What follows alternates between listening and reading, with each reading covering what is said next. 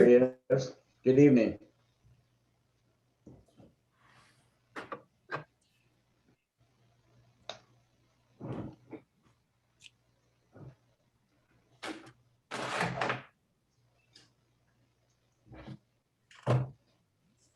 There's Craig, there's Jeff, we're here There we go. with 30 seconds to go. We have a party. Hey guys, howdy. Good evening.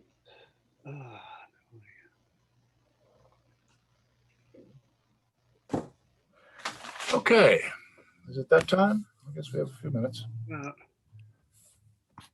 Got everybody here, Richard, Patrick, Dennis, John. Okay.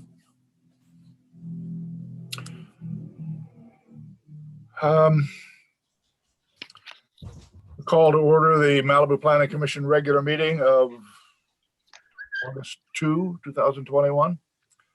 I have to read my little script here. This meeting is being held by a teleconference due to the COVID-19 pandemic. Planning commissioners and city staff are participating from remote locations. All votes will be taken by roll call. Members of the public can participate in the meeting or watch it by going to malibucity.org/virtual meeting. At this screen, you can click on the tab to either just watch the meeting or to sign up to speak on particular items. You will only be able to speak during the meeting if you follow the instructions on the screen under the Sign Up to Speak tab. Once the item is called, no further speaker signups will be allowed, so please make sure you visit malibucity.org/virtual meeting early to download the Zoom application and sign up to speak. The recording secretary will call on those who have signed up to speak when the item is called, so you must be present in the Zoom meeting to be recognized. Could you call the roll, please, Kathleen? Commissioner Hill, Here. Commissioner Mazza, Here, Commissioner Smith, Here. Rob, Vice Chair Weil, Here. Chair Jennings, Yes, here. you have a quorum. Okay, I understand from staff that one of the items on the agenda on the consent calendar is being continued. Is that correct, Richard? Yes, that is. And that item is 3B2, Maybe two. is 6603 Doom Drive. And that's to be continued to some date certain or what? At this point, uncertain, please. Okay, can I get a motion on the agenda, please? yeah, I move the agenda as staff recommends with item 3B2 being continued to a date uncertain. Or 3B2. I'll second that. Kathleen, will you call the roll? Commissioner Mazza, Yes, Chair Jennings, Yes. Commissioner Hill, Yes. Commissioner Smith, Yes. Vice Chair Weil, Yes. motion carries. Okay, can I get a report on the posting of the agenda, please? The agenda for this meeting was properly posted on July 23rd, 2021. And that takes us to item 2A, communications from the public not on items on the agenda. Do we have any speakers, Kathleen? I am checking. We do not. All right, that will take us to item 2B, Planning Commission staff comments and inquiries. Commissioners? John? I got a lot of complaints this week about parking over the weekend. Apparently, one of the shopping centers closed all their parking. And with the restaurants taking a lot of the spaces, I don't know what we do about it, but I got 3 people call me, say they couldn't find a space, so they went home in central Malibu. So maybe we can address that at some point by limiting how much space you can eliminate, at least for the summer. That's it. Okay, other comments? Yes, Craig. Yeah, hi. Good evening, everybody. This will be a question for staff, maybe when I'm done with a couple things here. Do we know anything about the status of the state bill regarding the establishment of a fund for buying back coastal properties in threat? Because I think that's would be a big deal for us, pro or con, I'm not sure exactly, but that's something we should be keeping track of. Secondly, I asked in June about whether we had any overall plans for the wireless communications rollout, and if there was a way for us to be having some idea about which units needed to have backup battery and which ones didn't. And just if we could have more of an overview of what the telco's plans are, that might help in that regard. So I wonder if anything's been done on that front. And then finally, I really missed having the tabs in the planning binder this week. I think all my brain cells dedicated to fine motor skills are on musical instruments or typing or something, but I have a hard time handling the material without all that, the tabs. And it seems strange that, we could be paying somebody 6 figures, not to single anyone out, but, to be posting tweets that say, remember to drive safe on PCH and put batteries in your flashlight, but we can't afford tabs for the binders. So I'm wondering who makes those decisions, and is that really going to be the truth? And those are my questions. Thank you. All right, anybody else? Okay, Richard?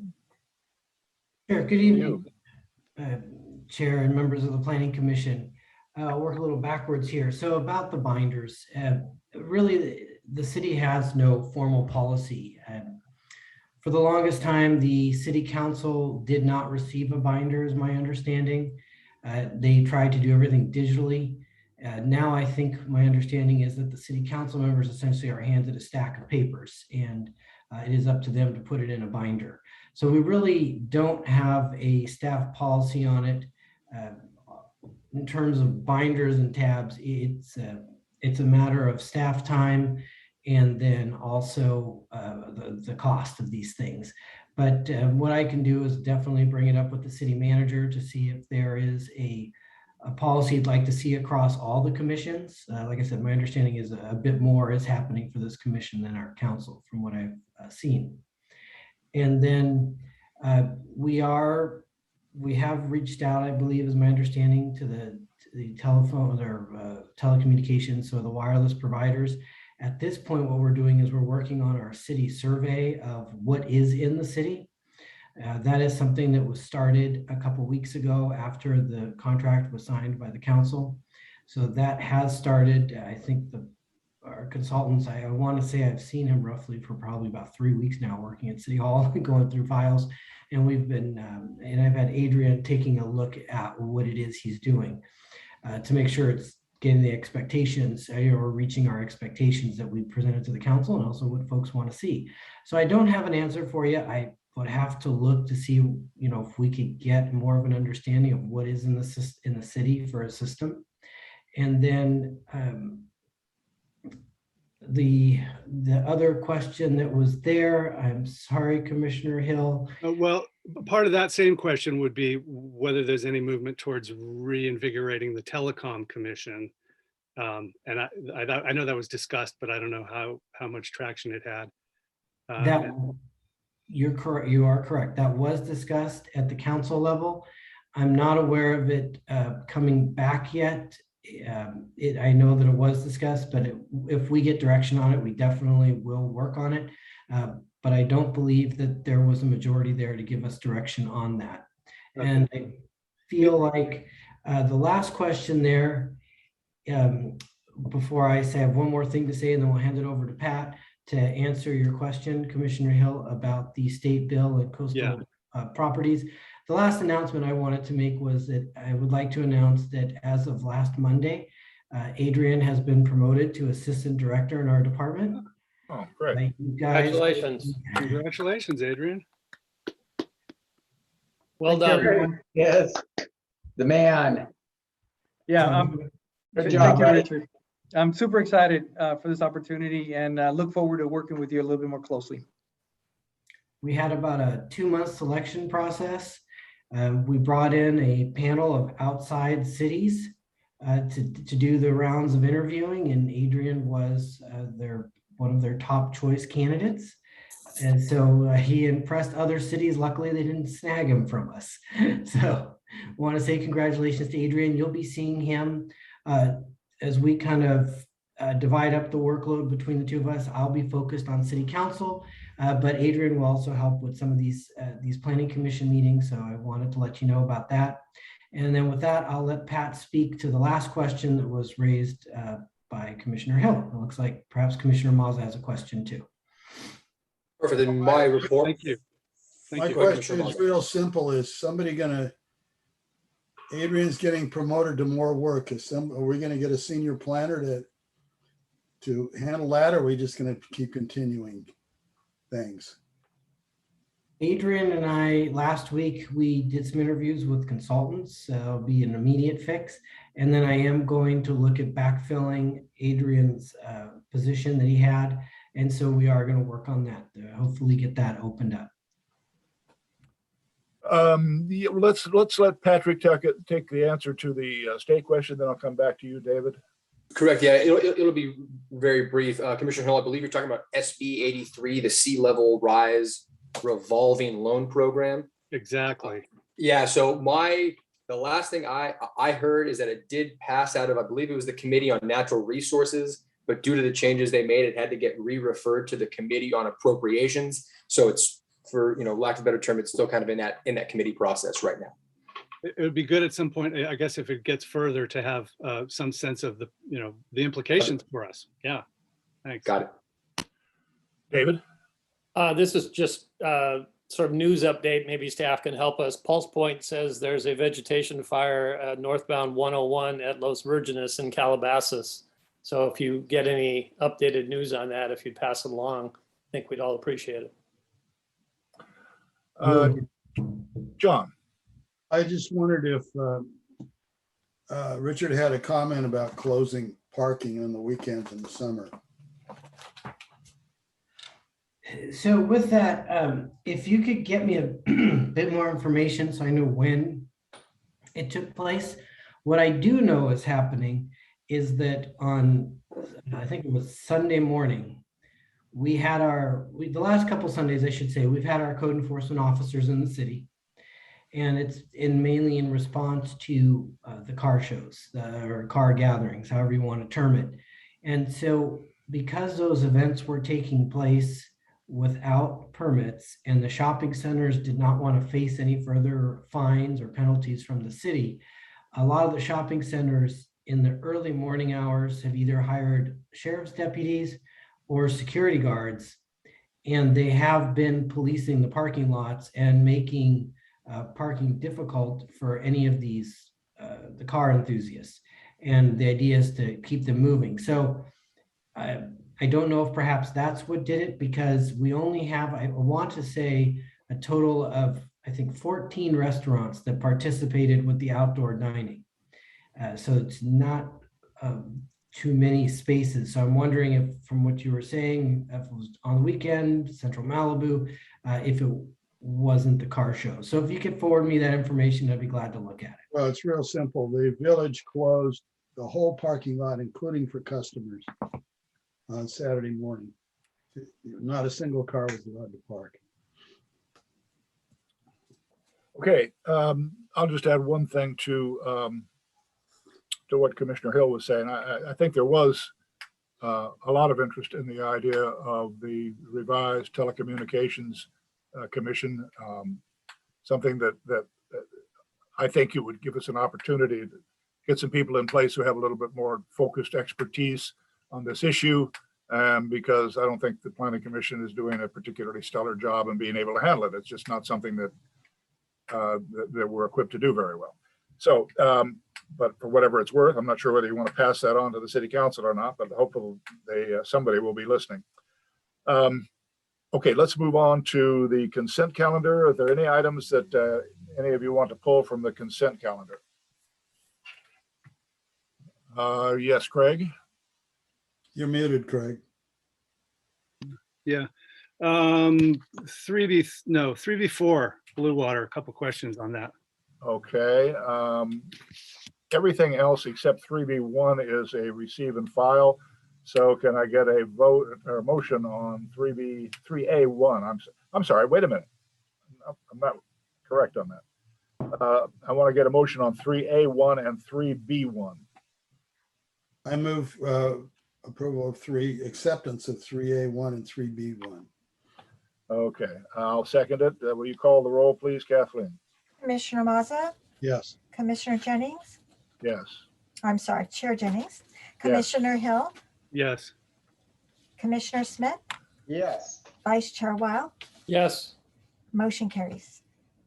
Okay, let's go to 3B4. What's your question, Greg?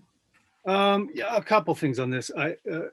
Well, first off, for a de minimis application, it seems like there's a lot of unresolved things in it that environmental health pointed out that have not yet been completed. For example, have the boring logs actually been reviewed? Are there any sewage and effluent pump design calculations that says they're not done yet? There's no description of the wastewater treatment or disinfection system equipment. And sort of the big question in my mind is, this is a guest house with 19 fixture units, but they're putting in a 3,600 gallon tank, which of course implies a main house. But we're in this on a de minimis waiver. So the question that raises for me is, does that necessarily imply that we're locked into nothing bigger than a like for like plus 10%? Because we don't have the house yet, but we're calling it de minimis. What if they came back with a house twice as big? Then, but we've already approved the system on a de minimis basis. So it seems like we're sort of putting the cart before the horse, and maybe somebody could comment on that.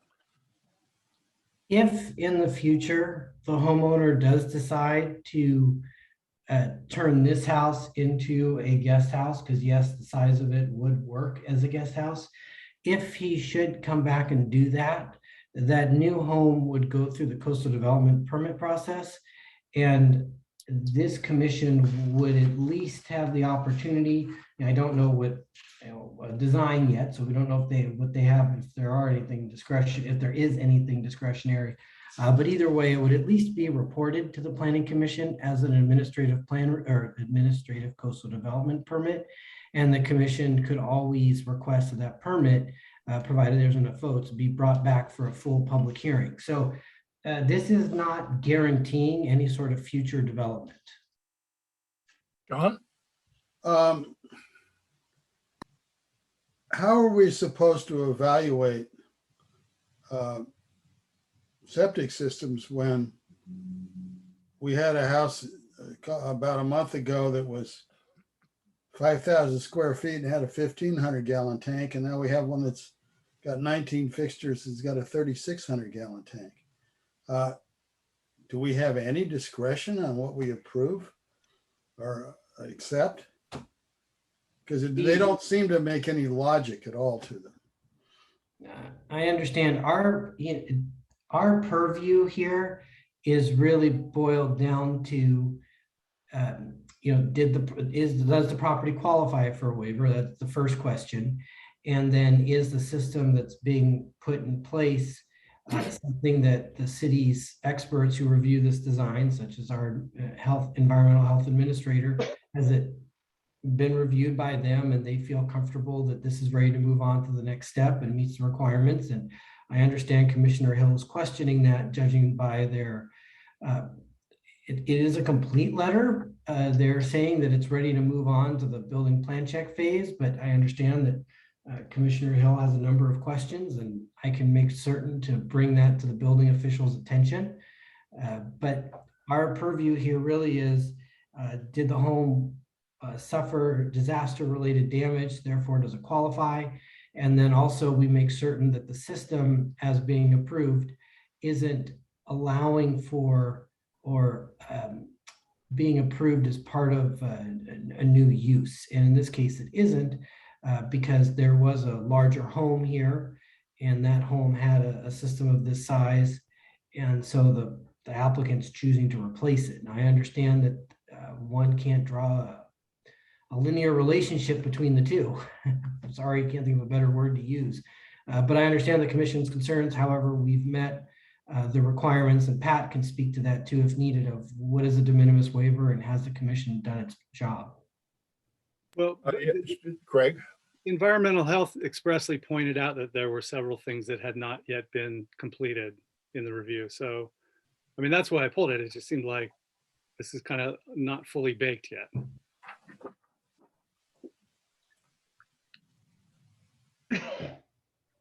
Richard? As I mentioned before, I'd be glad to share that with the building official.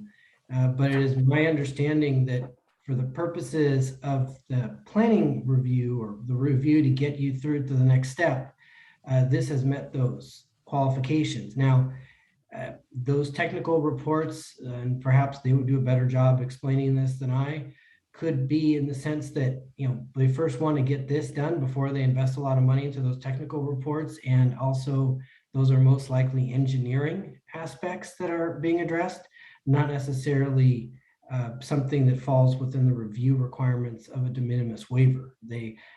My understanding is it's demonstrated the system can function here. There was one functioning. So this would just be putting a system in a place where one was before. Okay, just wanting to dot the i's. Okay. That concludes the consent calendar. That was a receive and file. We'll take now item 4A. This is the Malibu Country Inn and Restaurant project, including a coastal development permit, a lot line adjustment, demolition permit, a general plan map amendment, a zoning map amendment, and a local coastal plan amendment. Adrian, staff report, Yes. please. Hi, good evening, Chair Jennings and members of the Planning Commission. This item was first scheduled for the June 21st Planning Commission meeting. At that time, the item was continued at the end of the meeting to tonight. Since then, 5 or 6 public correspondence were submitted in opposition to the project, and 2 letters were also provided by the applicant addressing the public comments. Those letters were emailed to the Planning Commission commissioners prior to this meeting. Next slide, please.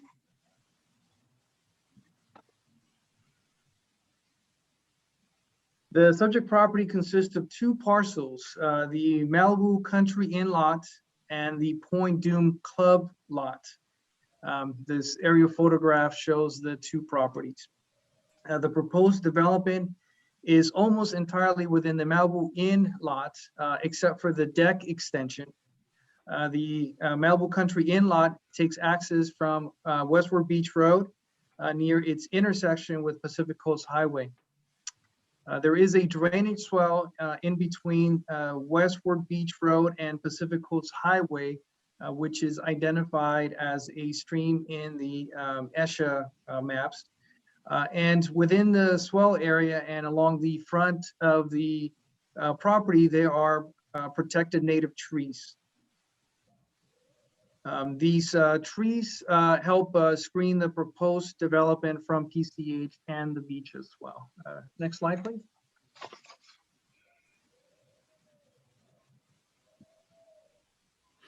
The project is for the replacement of the existing restaurant building with a similar size restaurant to what's there now.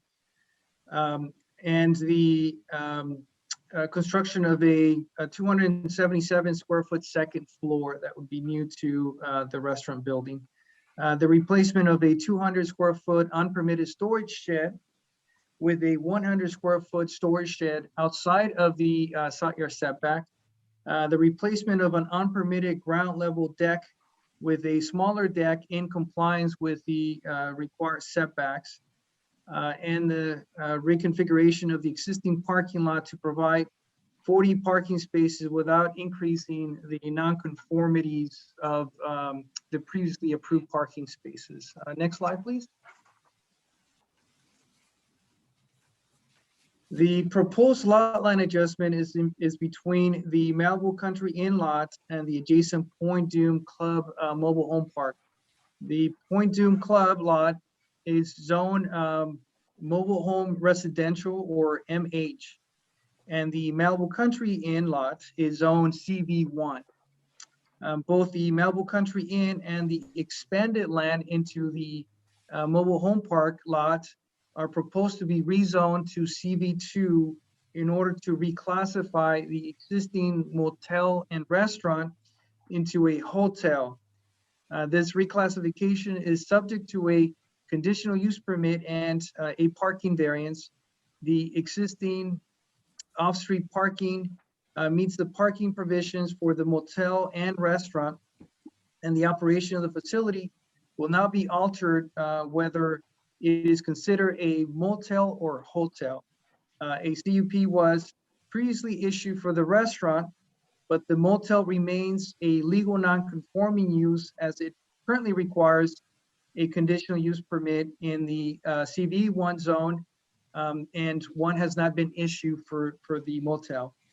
Variances are also required for the construction of a staircase to comply with the fire department access and for the piles to support the deck that's attached to the restaurant. And for the replacement restaurant not to comply with, so another variance, excuse me, is required for the replacement restaurant not to comply with the city's geotechnical standards for factor of safety.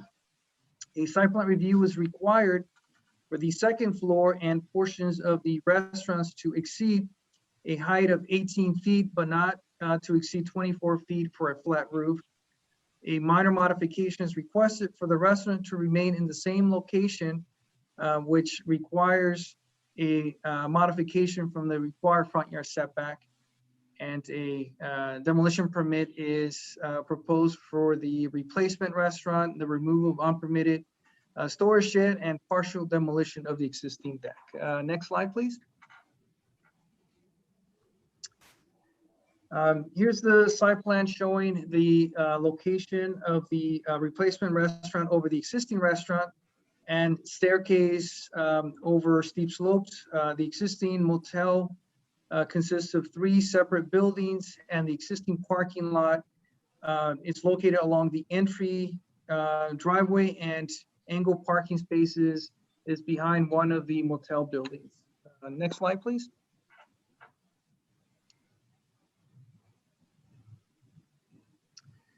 Here's a color-coded slope analysis of the property, and as depicted on this map, you can see that variance slopes are all around the existing development, and so there is no other location for the restaurant building that would be allowed on the property without placing it on steep slopes.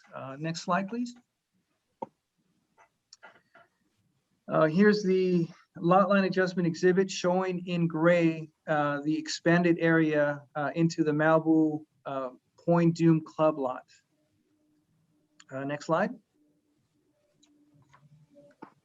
And the site photograph showing the replacement restaurant building with intermittent visual obstructions from PCH because of existing mature vegetation along the street. The proposed 277 square foot second story addition is also located towards the back of the building, which will mostly be obstructed by the single story portion of the restaurant and from a line of sight perspective, as well as from the vegetation along the lot frontage. Next slide, please. And here are more pictures of the existing driveway and the motel buildings. Next slide, please. The applicant requested that condition number 32 be revised to permit the use of the patio for service area. However, due to the parking provisions and the expansion of a service area from what it's shown on the floor plans to include the interior and rooftop service area would require additional parking spaces. To address public comments, the restaurant's hours of operation are limited to 7 a.m. to 10 p.m. daily. And again, these are conditions that were approved already in the resolution. No exterior lighting on the restaurant's rooftop is permitted as part of this application. The restaurant may not be used after dusk. No exterior area may be used as restaurant service area. And special events are limited to 6 as long as they're permitted with a temporary use permit. With these conditions, the proposed restaurant is expected to have a limited impact on surrounding neighborhood. Also, In conversation with Commissioner Weil, it was determined that the following two conditions should be added to the project. One is that no amplified sound may be used, and for the pool to only be used by guests except for otherwise permitted with a temporary use permit. With these conditions of approval, staff recommends that the Planning Commission adopt resolution number 21-54 and approves the project as recommended. And that concludes my presentation. Thank you, Adrian. Could I get ex parte communications, please? Craig? You're muted, Craig. Yeah, There you go. it always takes me a second. Yeah, I met with the owner in June prior to the previous scheduled hearing. We shared our concerns. I toured the site. I spoke briefly with John Mazza, but I have not learned anything unusual or different than in the report. Okay, Dennis? Met with Mr. Hecox, just went over what we're looking at right now, nothing further. John? I talked to Craig briefly, really nothing that wasn't in the staff report. And I talked to Adrian this afternoon for probably an hour about it. Okay, David? Visited the site in June, have had several discussions with Lynn Heacock about the issues that have just been raised, and nothing that isn't in the report. Okay, none for me. All right, so let's open the public hearing. Kathleen, who have we got on the project side? We have Lynn Hecox speaking as the applicant. Okay. Are there other speakers listed? We do. We have 4 members of the public that wish to speak on the project. Okay. All right, we open up Lynn's mic, please. Are you there, Lynn? Mr. Chairman, am I unmuted? Okay, we got you, Lynn. You have 15 minutes for your entire team. I don't know if you've got other people there with you or not, but 15 minutes you can use as much or little of it as you want and save some for rebuttal if you'd like. And all that's up to you. But whenever you're ready to go, Well, let the us know. clock on the right-hand side says 3 minutes. There's a delay. It takes a moment for it to catch up. So you'll have 15. Thank you very much, Mr. Chairman. Thank you, commissioners, for your time this evening. You know, our principal request is to rebuild our restaurant constructed in the 1950s. The restaurant is absolutely necessary for the support and success of our motel.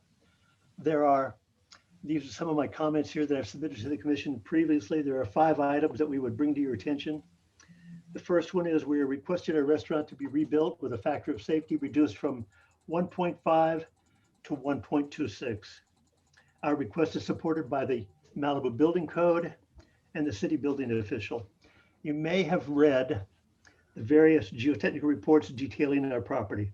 Our geologist has reported adverse bedding planes and the uplifting and twisting of the strata beneath our restaurant property, which has occurred over the thousands of years.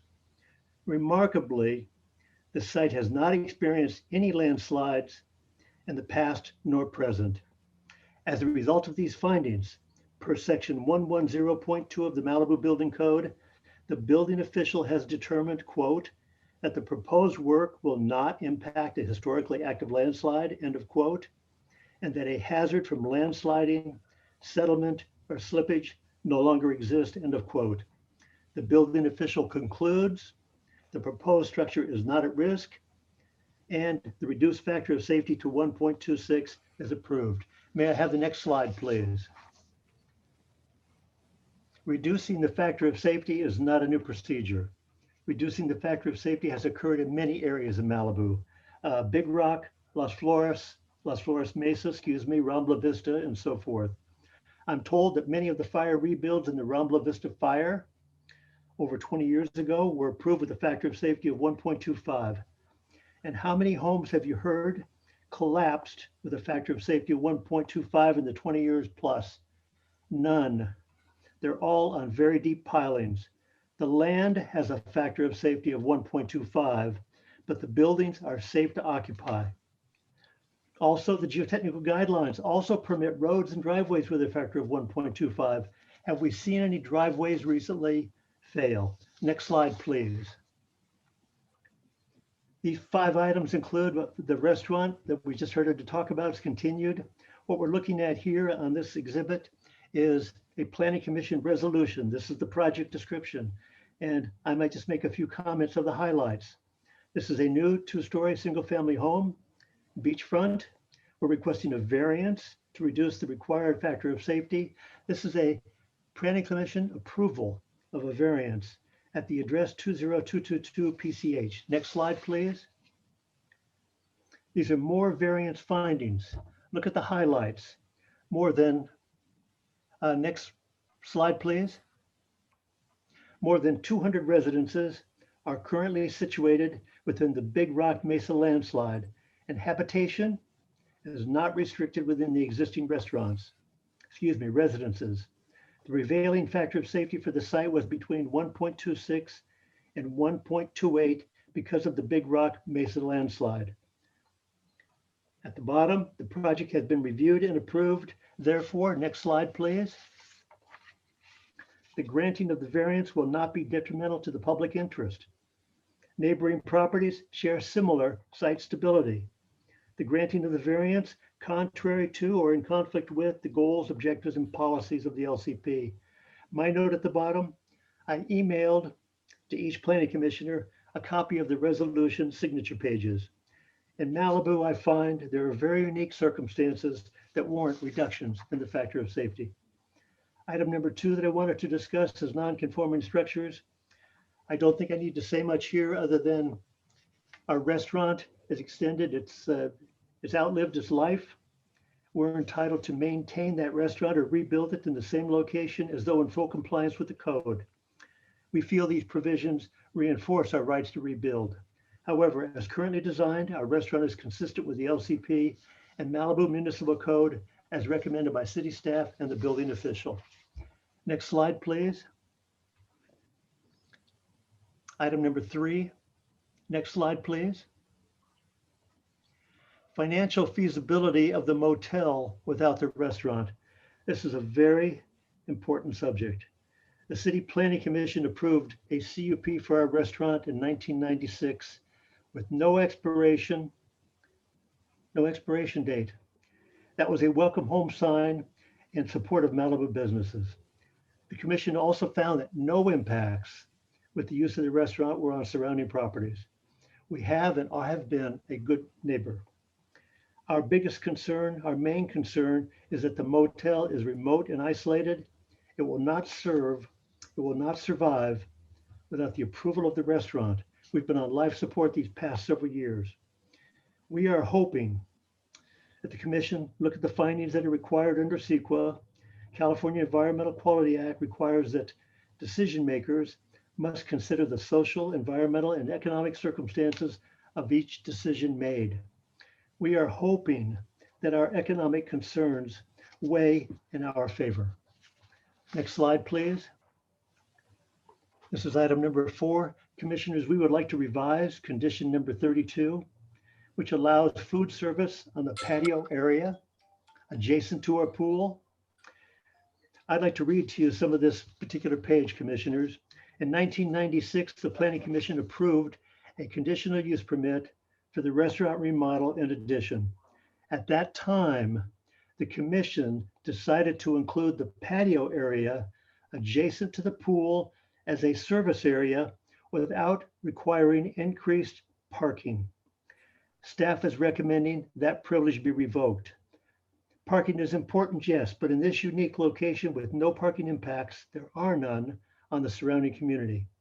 We'd like to retain the flexibility to give waiting patrons a place to sit near the pool with a drink while waiting for a seat, and for those who want to sit near the pool with kids or friends that are swimming. If there are problems, you have the power under this approval, these conditions, to suspend the privilege in the future. We ask for the following revision to condition number 32. Don't look at the first highlighted language. Let's just go to the second. Proposed language with highlighted addition. And you can skip the first sentence. We don't have any problems with the first sentence. the thing about using the deck after dusk is not going to be an issue because we're going to do our lighting conditions and we'll come back to the commission if necessary. The second sentence is other than rooftop deck area and patio adjacent to pool, which we're adding. No exterior area may be used as a restaurant seating area.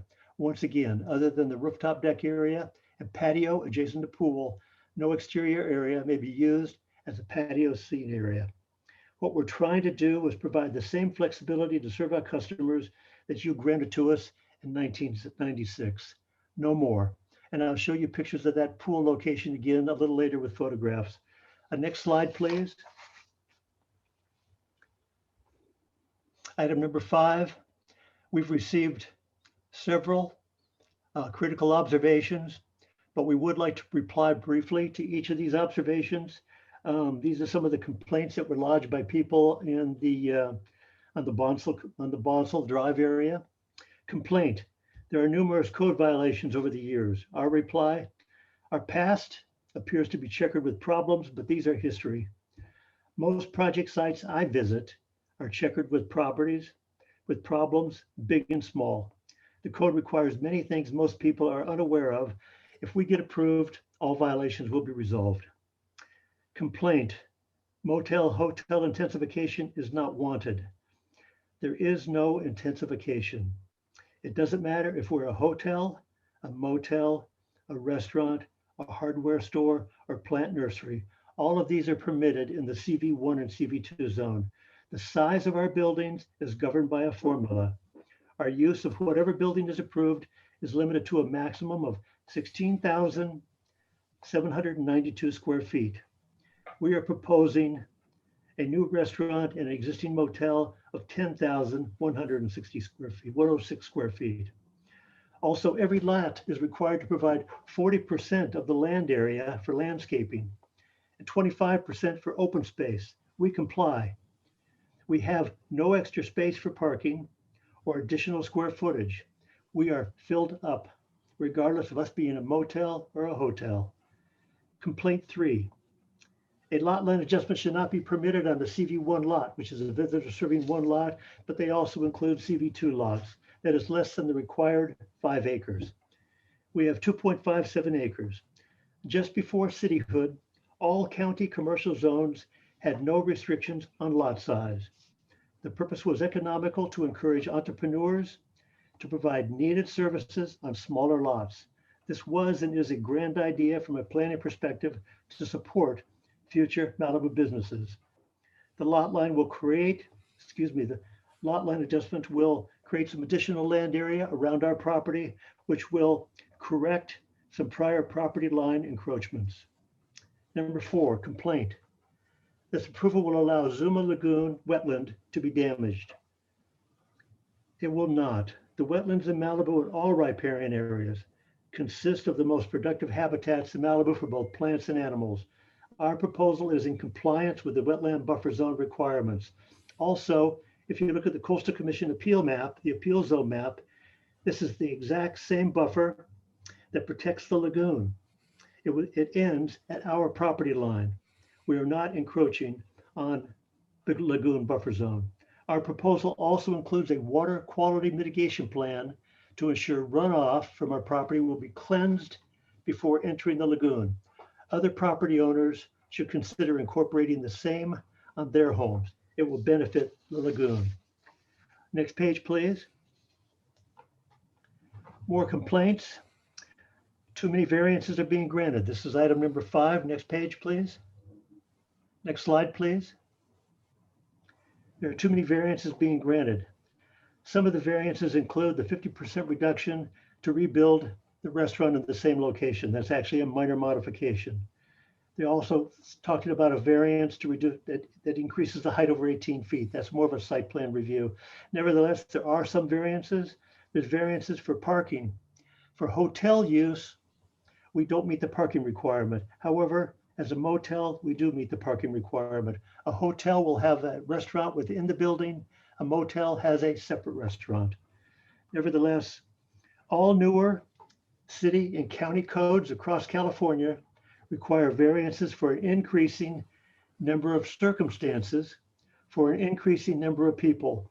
This is to ensure that new development can be conditioned so as not to impose significant impacts on the immediate neighborhood, the community, nor the environment at large. Our variances are consistent with the LCP. Complaint number 6, parking is inadequate. Our project requires 40 parking spaces. I believe we have 41 spaces being restriped to 40 spaces for the American with Disability Act. The parking was previously approved by the commission for the expansion of the motel. Parking has been adequate for 70 years and has yet to be the source of any problem. For special events, we provide valet parking to facilitate parking on site. Complaint, rooftop decks are noisy. We do not want our neighbors, both uphill from us and downhill from us, to be disturbed by loud noise from any part of our establishment. This is not a party house, and loud noise beyond the perimeter will not be tolerated. In 1996, the commissioners agreed that we had not created any problems in the past. If you ever have a problem, we want the community to call us at 310-457-9622.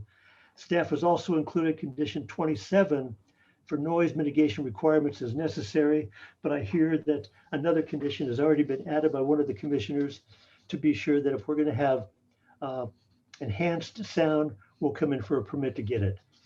Thank you. Next slide, please.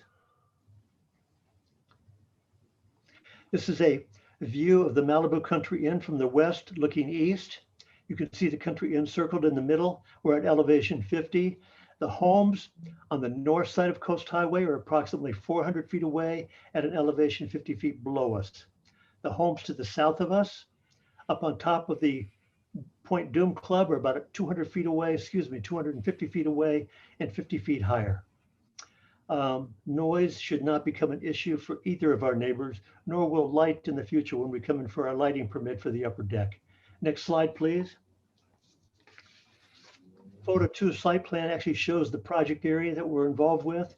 When you look at this site plan to the northeast, you're going to see building A. North, it's at the top of this picture. We've got building A, and to the lower left, southwest is building B, then building C, and over on building D, that is our restaurant that we're proposing to rebuild. Going to the top of the page, we're proposing a new fire department access stair. That red broken line, that is not our stair, that's the alignment of our stair. That will be up a slope that's steeper than 2.5 to 1. It will be 5 feet of concrete on pilings, and it requires a variance. The fire department is also requiring a new fire hydrant. They're saying that that fire hydrant should be adequate for, at 1,500 gallons per minute, should be available to hook up with one of the local water mains.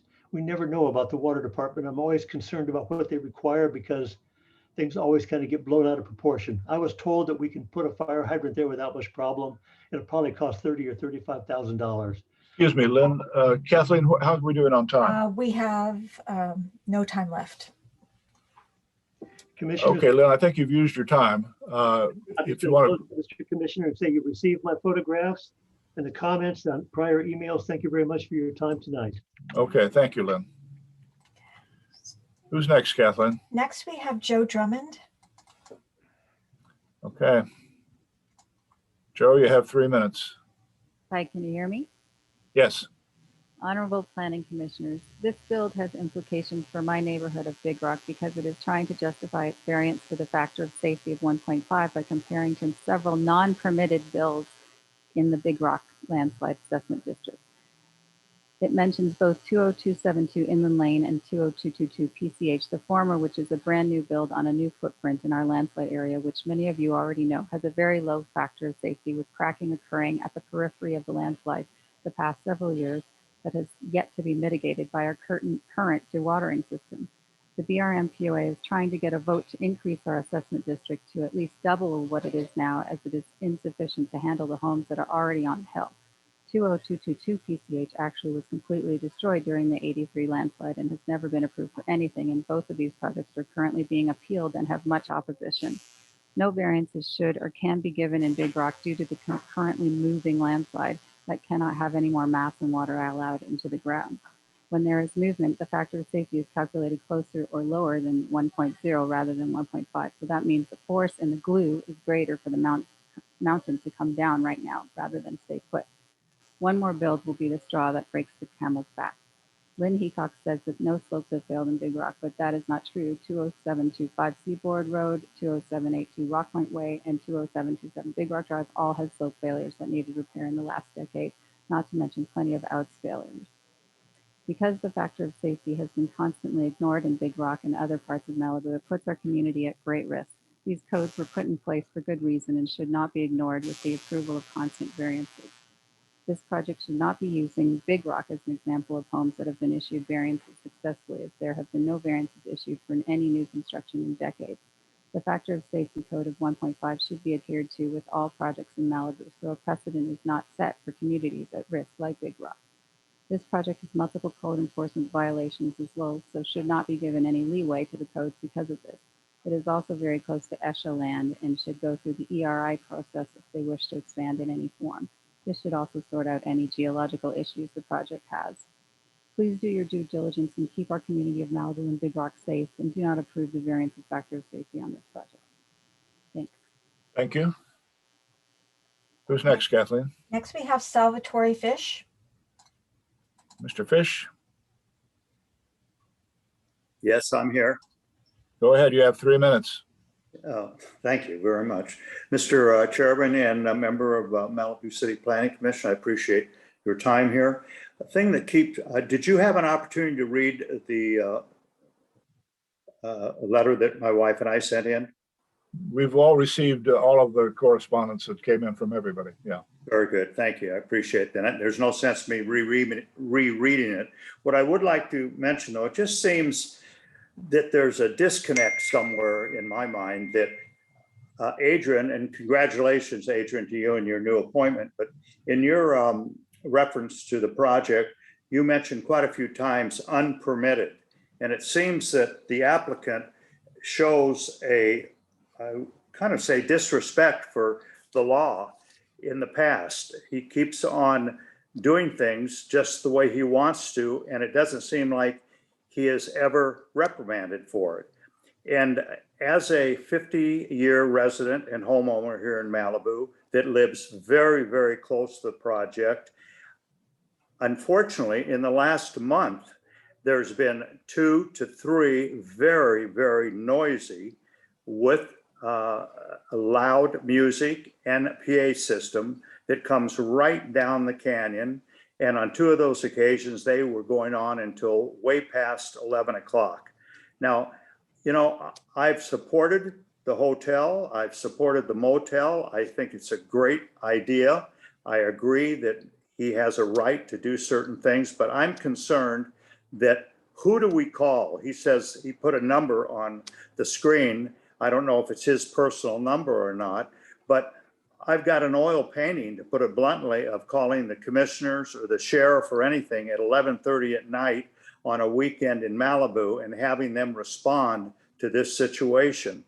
I believe that we deserve his courtesy of making sure that if he does get a variance for 6 occasions, that he lives up to that. But the past experience from him, it doesn't seem that this is happening.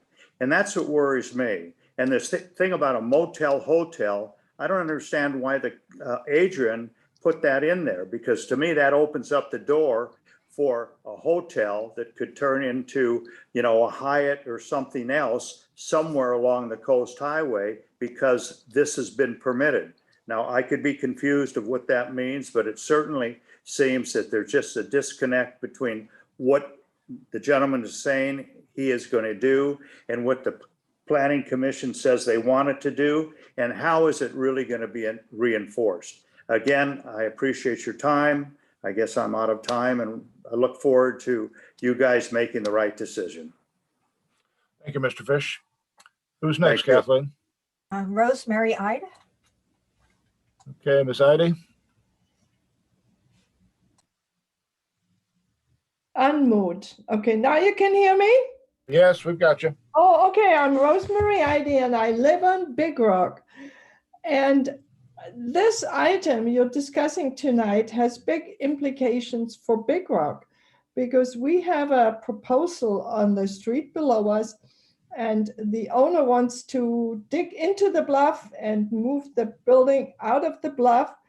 And I think your safety factor of 1.5 is not good. We are a landslide area and we have movement, but eventually you will have to be prepared for big rainstorms and eventually they will be coming. You know, they're not coming every year or every 10 years, but they will be coming. And some of us remember how the highway looked. And then the highway will be totally closed. And we have to really be careful that the people who live here already still can enjoy a happy life and live out their years without any implications of another landslide or landslide even on PCH. So I urge you not to allow this building because it will open for Big Rock. It will open it for Big Rock planning. So I hope you consider this. And I think this is about it. You know how we think on Big Rock, or most of you do. Like John, Maza, and Greg Hill, they all know. I don't know the other gentlemen who are on. So I thank you for your time. And I'm done for right now. Thank you. Okay, thank you, Ms. Heidi. Next Next. we have Georgia Goldfarb. Okay, unmute her, please.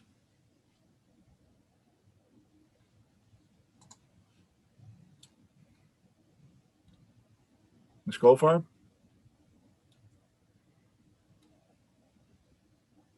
She doesn't seem to be responding. Not responding, or is she not in the? Oh, we can see her in the meeting, but she's not unmuting herself when I ask. All right, let's give it a second in case there's something. She's having trouble on her end.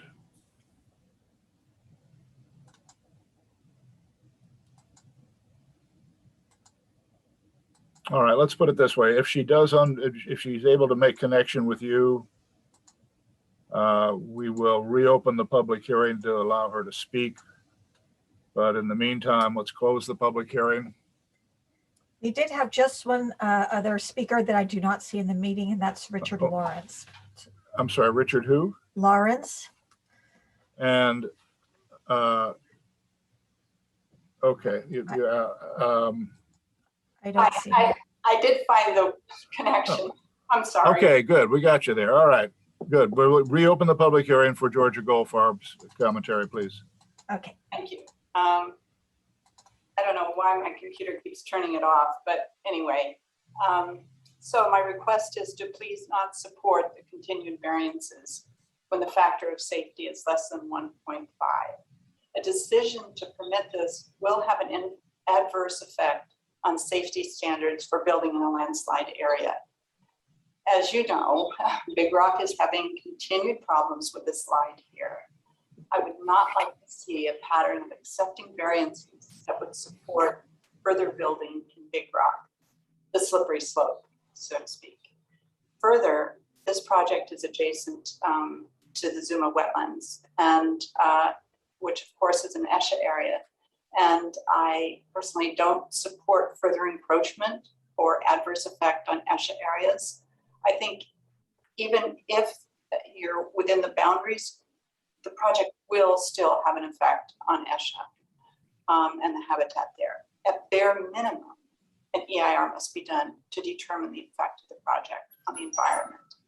The third concern, of course, is that building in a very high fire hazard is very ill-advised. In fact, I support buying back properties so that just as they do in certain flood hazard zones, because there's just not going to be a way to stop the wildfire. So I'm asking you not to support this project, and I thank you for your time. Chair, I would like to mention that I neglected to call Pat Healy, and Pat is in the Oh. meeting. Okay, you want to unmute Pat, please?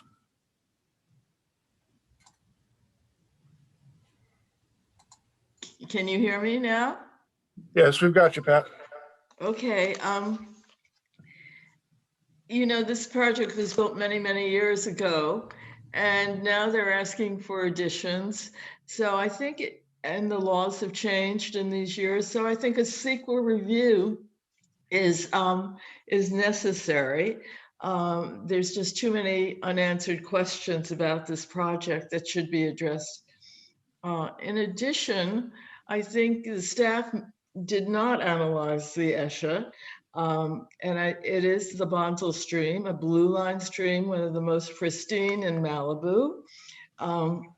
The creek flows into a wetland, and then the ocean outfall is not only in an area of special biological significance, but also it flows into the Point Dume State Biological Conservation Area. And this is a state designated area. So I think that just to slide by and say it's no impact on the ESHA is not enough. There needs to be a CEQA review. And we're perplexed by the expansion of the restaurant because of the parking situation, whether it's a motel or a hotel. I happen to, over the years, enjoyed the restaurant a lot, and parking has always been difficult there. There's no room for expansion, and so I don't think the restaurant should be allowed to grow larger without, really investigating it. And I think staff admitted that parking couldn't be expanded. As far as traffic goes, this is a very busy area. PCH does not move in the summer, nor does Westwood Beach Road. And so I think that the closeness of this project to PCH could be troublesome and add to more impossible traffic impacts than are already there. There's no room for a fire turnaround on the site. And is the fire department really going to climb stairs to defend this place? How will they get their equipment up there? I guess Lynn said there would be enough fire flow with the new hydrant, so I won't question that, but all of this should be analyzed. What about a safe evacuation plan in case of a fire or an earthquake? Which brings me to the safety factor. I'm perplexed. Why is the city allowing a less safe safety factor? There's going to be a lot of third parties. It's not just a homeowner whose home they're going to be living in, and that assumes the risk.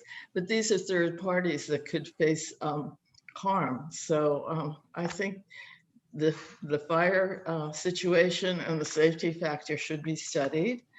Again, noise, they said that there's no anticipation, but a previous speaker said that the noise does carry. Pat, your time is up. Okay, thank you. Thank you, Pat. Okay.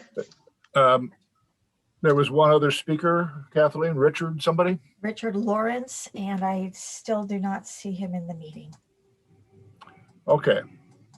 So that's it for the public speakers as far as you're aware, right? Yes, that's correct. Okay, we'll close the public hearing at this point, and bring it back to the commission table. This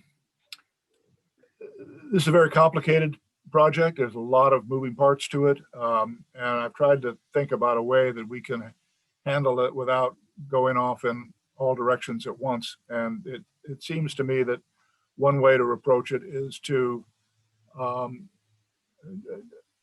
consider the arguments that would simply kill the project and not allow it to go forward at all, and to see if then we can take a straw poll and see whether there's majority support for a position like that. And then if it turns out that, well, no, there aren't any project killing objections, then we can move on to the issues of what kind of conditions do we want to impose. I just don't want to have us talking about, possible conditions at the same time where there may be a decision that is going to allow the project not to move forward at all. So having that said, I'm going to open it up to you guys, John. Yeah, well, we'll rotate, I guess. The first one that would kill it, I believe, is the state land map ordinance. And it says, and this is a question for Patrick, that you cannot create a lot that is not buildable without variances. And when I talked to Adrian today, he said the whole property is in a less than 1.5. So when you add the extra land on the lot line adjustment, you're adding to the non-conformance because 100% of that property does not comply. So you're creating a lot that does not comply with the state land map ordinance. Question for Patrick. Okay, so Patrick, have you got any help for us on that?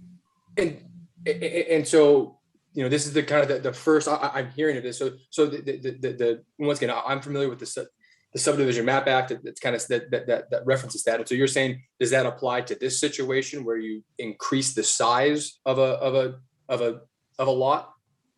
Non-conformance of a lot. Correct. So yeah, you increase the lot to a certain, off the top of my head, I'm unsure. However, if you guys continue on with your discussion, I'm sure I can have an answer for you soon. All right. Okay. Then I have one other question that then let somebody else do it. Continually in this staff report, they call this project a major remodel.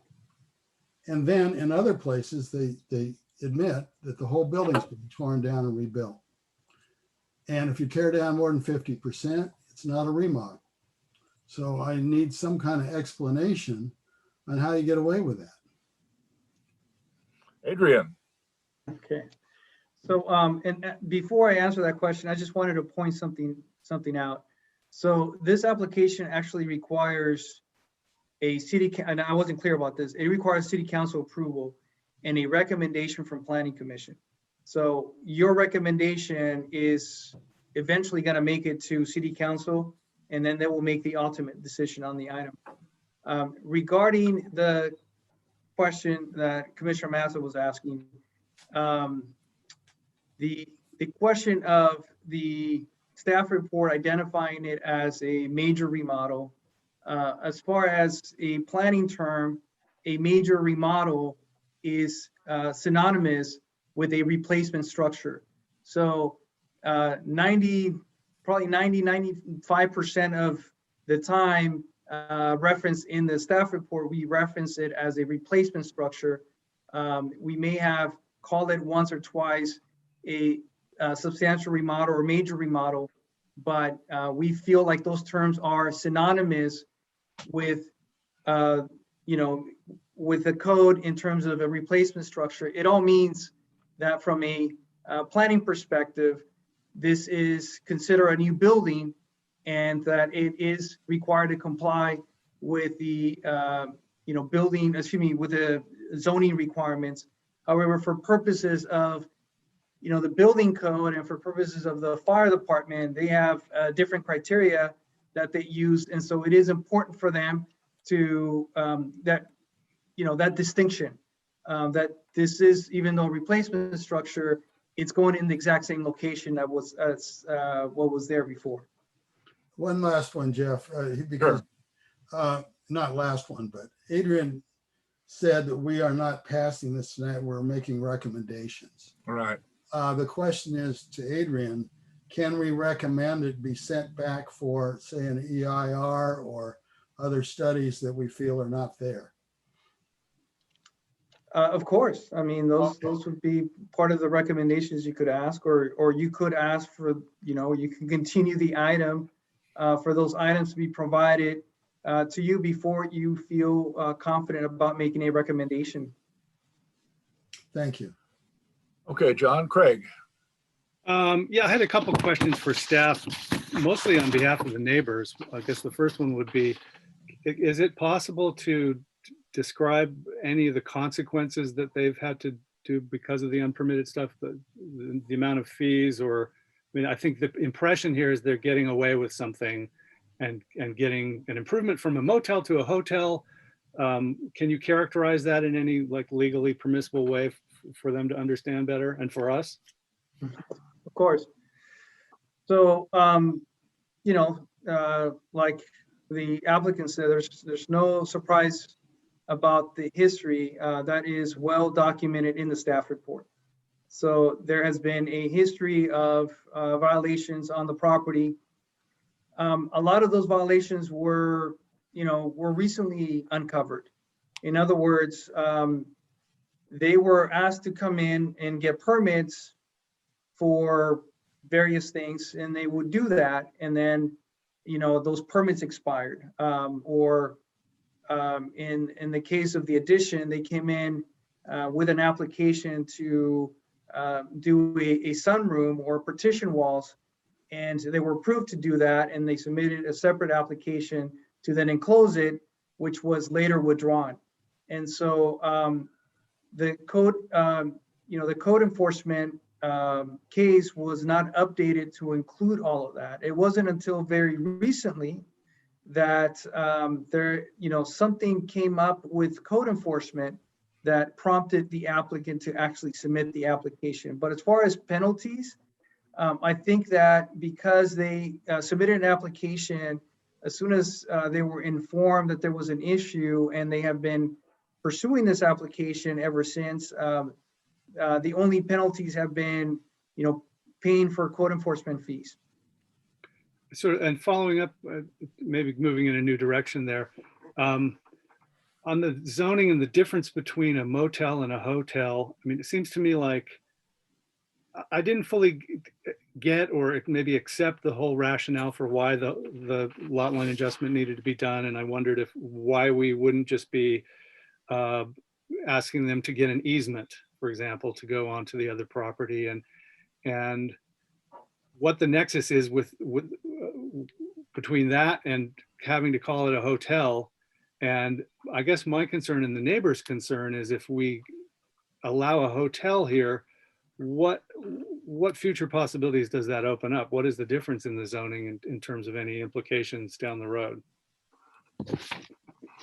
So the current zoning for the Malibu Country Inn lot is CV1. And CV1 allows for a motel and restaurant with a conditional use permit. The only difference between the existing zoning and the proposed zoning, CV2, is the fact that they can have motel as a use. But in terms of the development standards, they're all identical. So in terms of the floor area ratio, in terms of,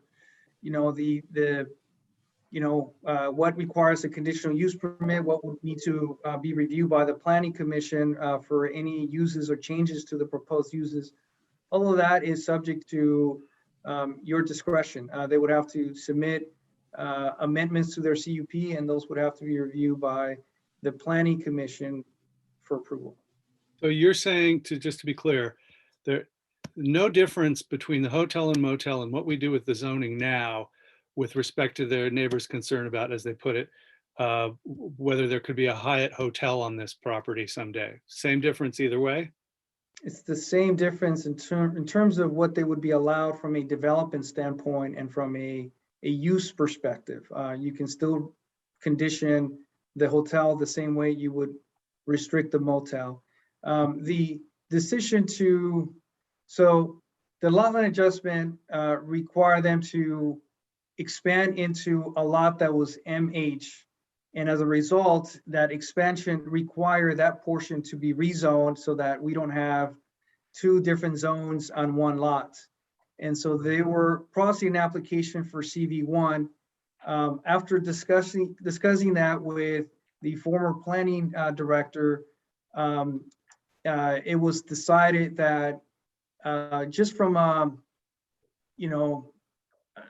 perspective of it, being something that would be presented to the planning commission as something that the planning commission will ultimately support. She thought that it might be best to change the entire zone to CV2, just in case there were any questions at this level or at city council level about whether it is a hotel and not a motel/restaurant. My perception at the time was this was a motel/restaurant, which was operated that way, but it was the planning director's opinion at the time that if in case there was a difference of opinion with the decision makers, that we would at least bring the project that way and let decision makers make that choice. Okay, thank you. And with Commissioner Jennings' thoughts about putting forward things that could kill it now, I don't know. I see it more. Maybe I have a few things that could kill it, but I see it more that there are a lot of uncertainties and unknowns, and I'd be more inclined to move towards a motion to ask for an initial study based on any number of things. So I'm not sure whether I should proceed down that path and point out all the unknowns, or whether I should just reserve that for a little bit further down the line here and try to point out deal killing things at the moment, or what? Well, I'm just trying to get a handle on where we're going, and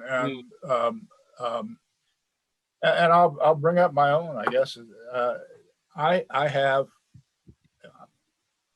aware of all of the cases that Lynn cites where we have granted any variance to the factor of safety. In every one of those cases that I can recall, it was always a situation where if we did not grant a variance to the required factor of safety, you couldn't build anything. And so therefore it would be a taking. Those are the cases we had up on Eagle Pass years ago, and some of the ones we've dealt with more recently on Big Rock. I'm having a hard time in this case because the language of the LIP provision is quite explicit and definite. And it requires a 1.5 factor of safety.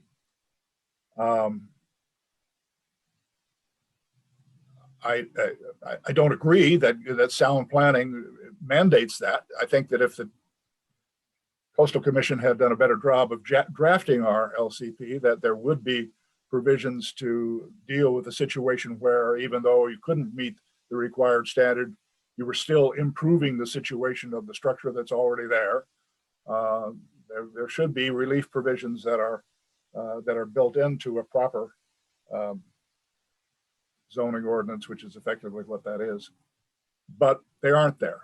And so I'm having a hard time dealing with that issue. And actually, Adrian kind of helped me out here, because what I was thinking was, I believe that there should be an ability for the city to say, look, this property isn't going to meet the factor of safety, but I think in all things considered, giving a balance to everything, the fact that the structure, the stability of the structure will be improved is sufficient for making an exception, but it's not the kind of exception that I think the Planning Commission should make. I think it's a kind of exception that the City Council is supposed to make. We're not really charged with that kind of discretion, in my view, anyway. And so by the fact that what we're doing is making a recommendation to the City Council, I think this is a good opportunity for me to say, fine, I'm going to toss it to them and put it into their lap and let them make the decision. John, you had your hand up. Yeah, I think that we do need to send it back for more. For example, the whole staff report is talking about, oh, let them have what they had. But as far as the restaurant goes, they were permitted to have a 954 square foot restaurant, not a 2,100 square foot restaurant. And so the increase to 2,620 is over 2.5 times as large as what they were permitted. The rest was bootlegged, period. End of story. It's in the staff report. So the very premise of the whole staff report is, yeah, you can bootleg something, and if you get caught, we'll let you make it bigger. Okay, that is a bad premise. You should start with what you talk about a taking. You can't take something they already had legally, but when it's illegal, that's a whole different situation. So I think we need a report on why we're going from 954 to 2,600. Okay. The other thing I think that is really important is, as a body, we've been through 2 hotels recently. We went through the Malibu Beach Inn and we went through Norm's Hotel. I can't remember, Seaview or something. But in the Malibu Beach Inn, what did they come in for? They came in and asked for a swimming pool with deck service.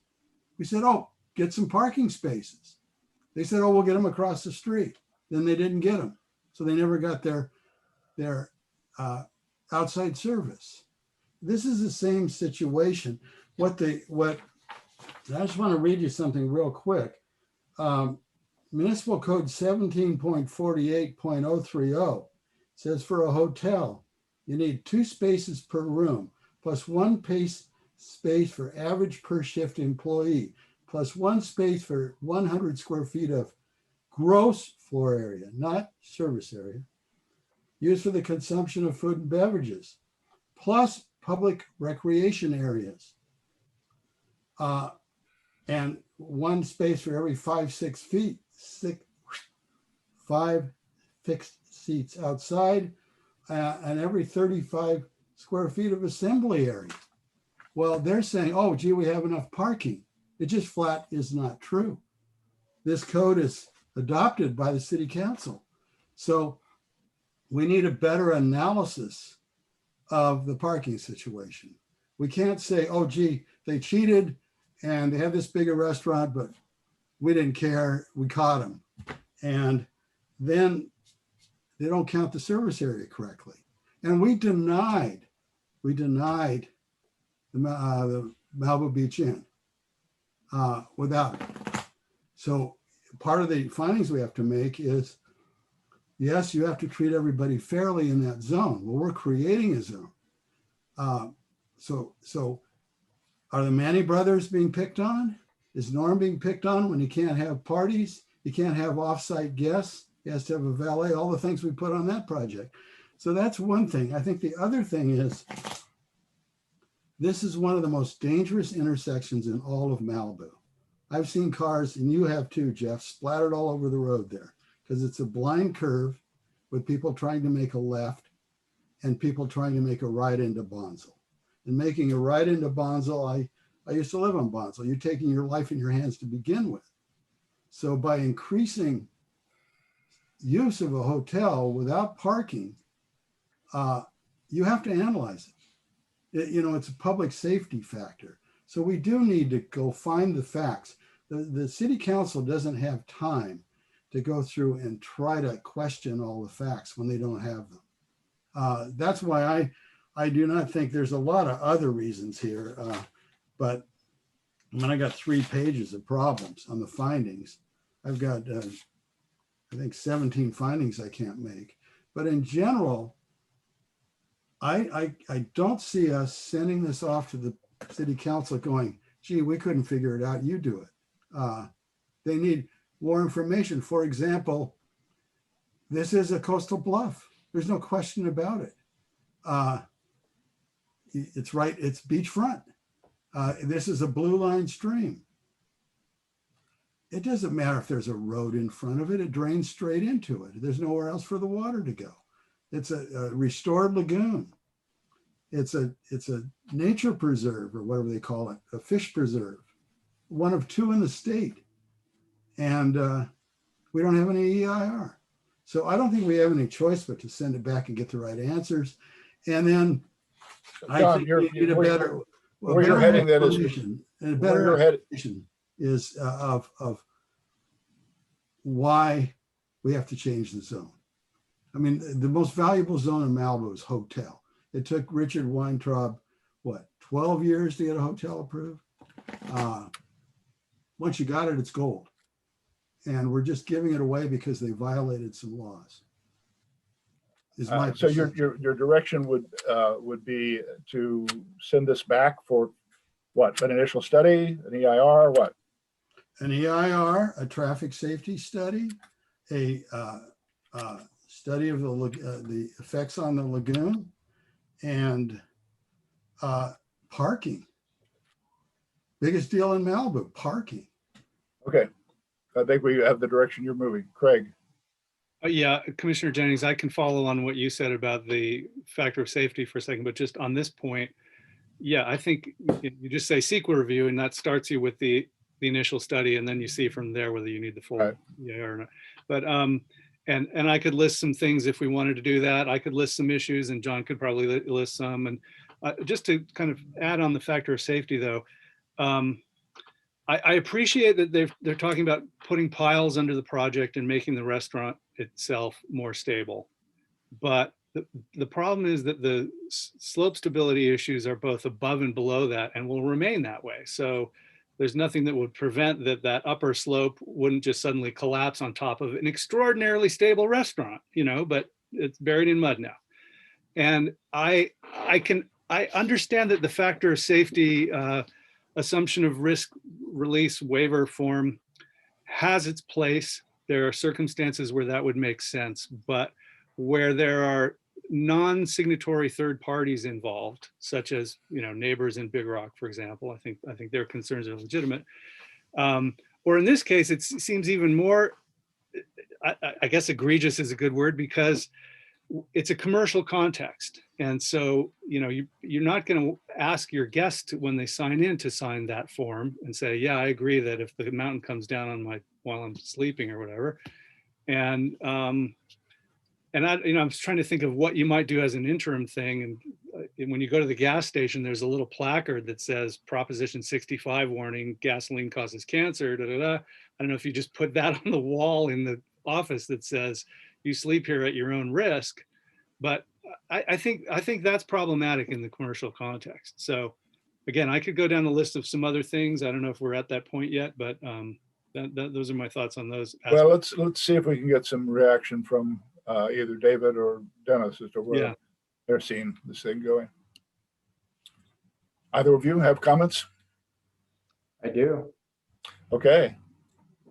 Well, in my short time, as I've been telling people lately, starting my 12th year in September, to me, this place at 70 years, it's almost like a landmark. I mean, it survived a lot. It's been there a long time. We're bashing another one of our businesses, and and obviously he's done some things he wasn't supposed to do, as Mr. Fish pointed out. But he's also going to have to take care of some things. And these people are going to spend the money to make sure it's good.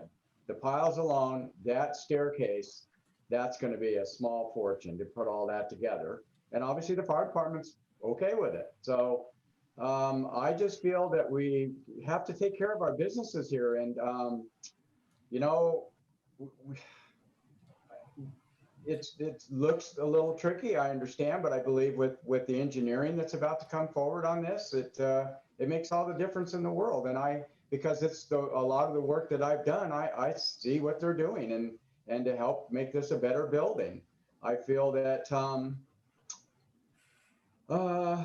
I'm hoping, or the owner's probably hoping, is it will get as busy as everybody seems to think it's going to be with the parking and whatnot in the restaurant. I think that would be great if that's the case. And he has a lot of people, and they have the restaurant, and all of us can go back in here in the community and eat there. And I just think that we kind of got to take care of our own here. And this has been here a long time. I don't believe there's going to be any landslides from the top. That's pretty thick vegetation up there, and those roots have a hold of that hillside. That won't be the issue. But one other thing, and this is really important too. The fire hydrant down at the bottom.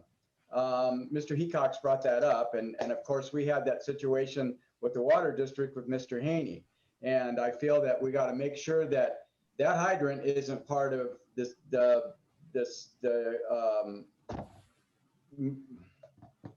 when you move in, why can't I think? But anyway, when you have your final inspection, that hydrant should not be part of that. So if another situation, these guys, maybe bonding around this till the water district gets there to do that, I think they could use that help. So I'm for trying to keep this family alive and keep that business going, and that building's been here for a long time. So I'd like to see these folks succeed. Thank you. David? I agree with Dennis. Malibu doesn't have many businesses that have been there for decades that are trying to serve the community. And part of our job is to put around them the safeguards that we feel need to be there in order to continue to serve the community in a safe way. You can never assure that there won't be a landslide somewhere. Most of us in Malibu are on land that has moved at some point in the past and may move again. But if we can, first of all, they have the reports from the various departments that have looked at some of the issues that we're already talking about. We can legislate other parts of it that we think are necessary. I had a very long conversation with Adrian and Richard today about noise, because I am very concerned that it could travel down the Bonsall corridor. But we can fix that with a couple of conditions like we put in. And I think if there are other issues like that we think need to be dealt with at this point before we make a recommendation back to the city council, that we should deal with them. Otherwise, if we just put huge additional reporting requirements on them, my guess is they won't go forward. And maybe that's what some commissioners are trying to accomplish, but I think that's the wrong result. Craig? Nobody here, I don't think, doesn't want the business to succeed. I think I and probably others, some of the neighbors, would be much more comfortable if it were just about rehabilitating what's there and getting it going. But this represents a major expansion, and it creates some entitlement with the change in the zoning. And for example, this isn't just the restaurant. They're increasing the size of all of the buildings by some amount. And so it's really a redo that they're asking for. If it were just sort of a repair and maintenance and rehab kind of thing, I think that would go down a lot easier for people. On the parking, they're talking about 4 employee spaces. Norm's Hotel needed 10, I think. And yeah, he has more rooms, but some of those roles are the same, whether it's, a cook or a busboy or whatever, that it's the same difference for 20 rooms versus 40. And 3 of their parking spaces are the fire department turnaround here, where they've got the disabled spots in the fire department turnaround. So I think in many cases on this, we're just so close, but beyond, I think, what qualifies as just a redo. And so I think we need to, ask them to do an initial study, get some of these questions that we have and that we maybe haven't raised yet, get them answered, and go forward and power to them. Let them figure it out and make it happen. John? John? Yeah, I had to unmute. One of the things I think Dennis and David have to realize is the city council over the years and the coastal commission over the years put in regulations that you should follow for planning for the whole city. Okay. And you look at something like Nobu, the city screwed up. They looked the other way. They have 120 employees per shift. There's a requirement for all employees to park on site. It's a giant mess. Okay. In this case, we didn't look at the parking correctly. I just read you what the city council passed as our municipal code, and they're off by a bunch. And then we're looking at a situation where a businessman over doubled the size of what he was permitted to have. And now he says, well, gee, I needed to stay in business. Well, he violated the code. There's no question about it. And so there has to be a standard, and there has to be mitigation for the public. When you say, you're going to dump, when you say, gee, I hope they're really successful and they got a lot of people going there, not when you have 40 parking spaces. This is going to the Coastal Commission if we change the zoning. And you come in with a statement like that and they go, where's the public going to park? This is Westward Beach Road. Okay, we're spending $5.5 million to complete the capacity and make it bigger, but it's not there. And we're totally ignoring a fish and game federally mapped blue line stream and lagoon. We're just totally ignoring it. So there's a point at which you can say, yeah, lean this way, lean that way a little. But when you turn around and you turn down the Malibu Beach Inn for having a swimming pool and a deck, and then you say, oh, these guys, we like them better, so we'll let them do it. This is not why you have codes. And this is not why you have an LCP. And so I think we have a big problem going, the city council does not have time to spend 2, 3, 4 hours going through this stuff. They don't, they never do. So you punt to them and it ends up at the Coastal Commission, we look like fools. And it's detrimental to the city. It's detrimental to traffic. There's no question Nobu is a giant cork in the highway. There's no question that if we had approved Malibu Beach Inn without adequate parking, that would be a problem. So we don't have the ability, in my opinion, to just say, geez, a nice guy will ignore the law. We can have variances when it comes up, but not just ignore it. Okay, John, first of all, I don't think that's what anybody is suggesting we're doing. I don't know the owners, and I don't know if Lynn is an owner or not. I assume he's just the expediter, but I don't know who owns this place. I just know that the place has been there for a very long time. As far as the city council's ability to judge these things, I think you've got it wrong, John. And speaking for having spent a long time there, I think the city council does and expects to do a very detailed job in examining. As a matter of fact, for what it's worth, I never really cared that much about what the planning commission did. I was going to look at it as a de novo matter when it got to me. Secondly, I don't see us as the avenging angels of Malibu. That if somebody's done something wrong, it's our job to make them pay fines, or it's our job to make things tougher on them.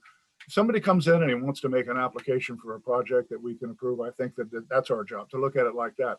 And it's a delicate situation. You have to remember that the harder you make it on people, look, let's start off with the premise. There's a lot of bootleg stuff in Malibu, right? Always has been, always will be. I dare say there's a lot of it down in Bonsall Canyon.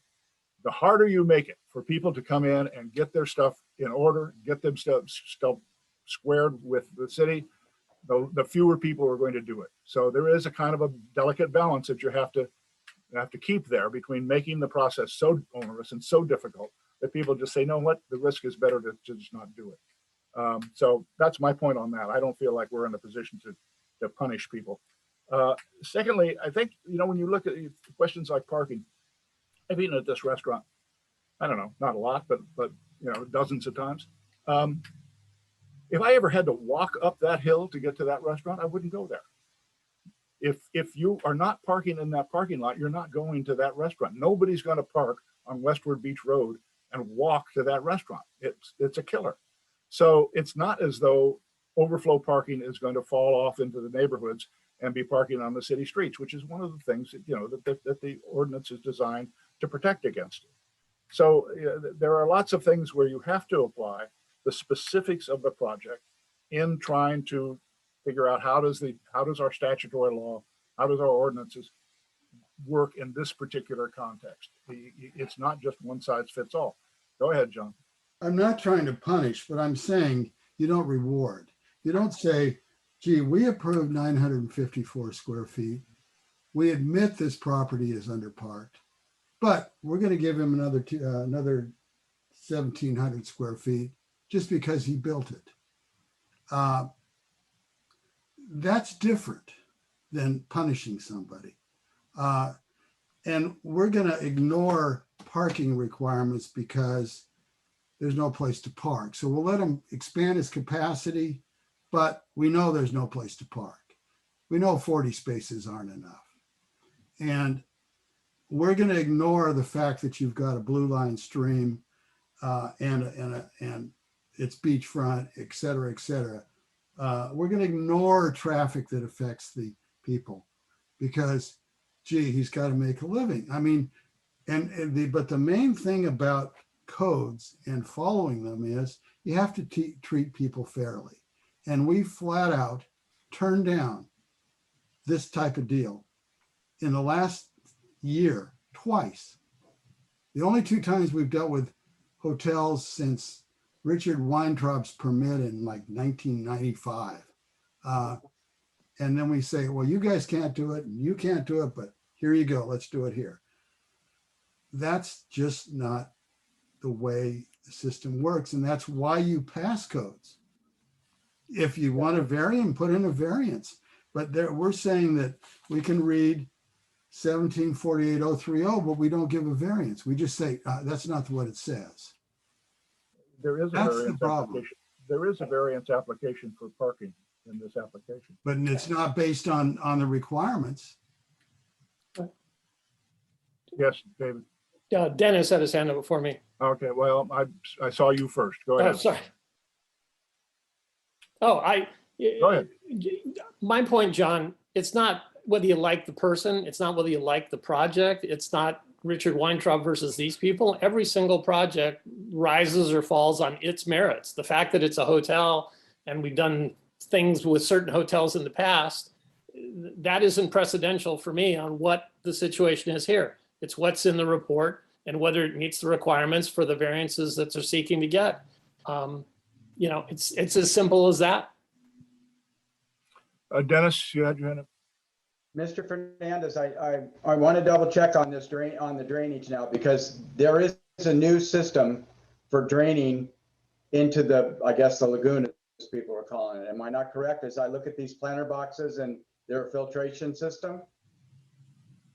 That's right. So thank you, Commissioner Smith. So I'd like to address the question about ESHA. So this particular property falls within the Point Dume, excuse me, neighborhood.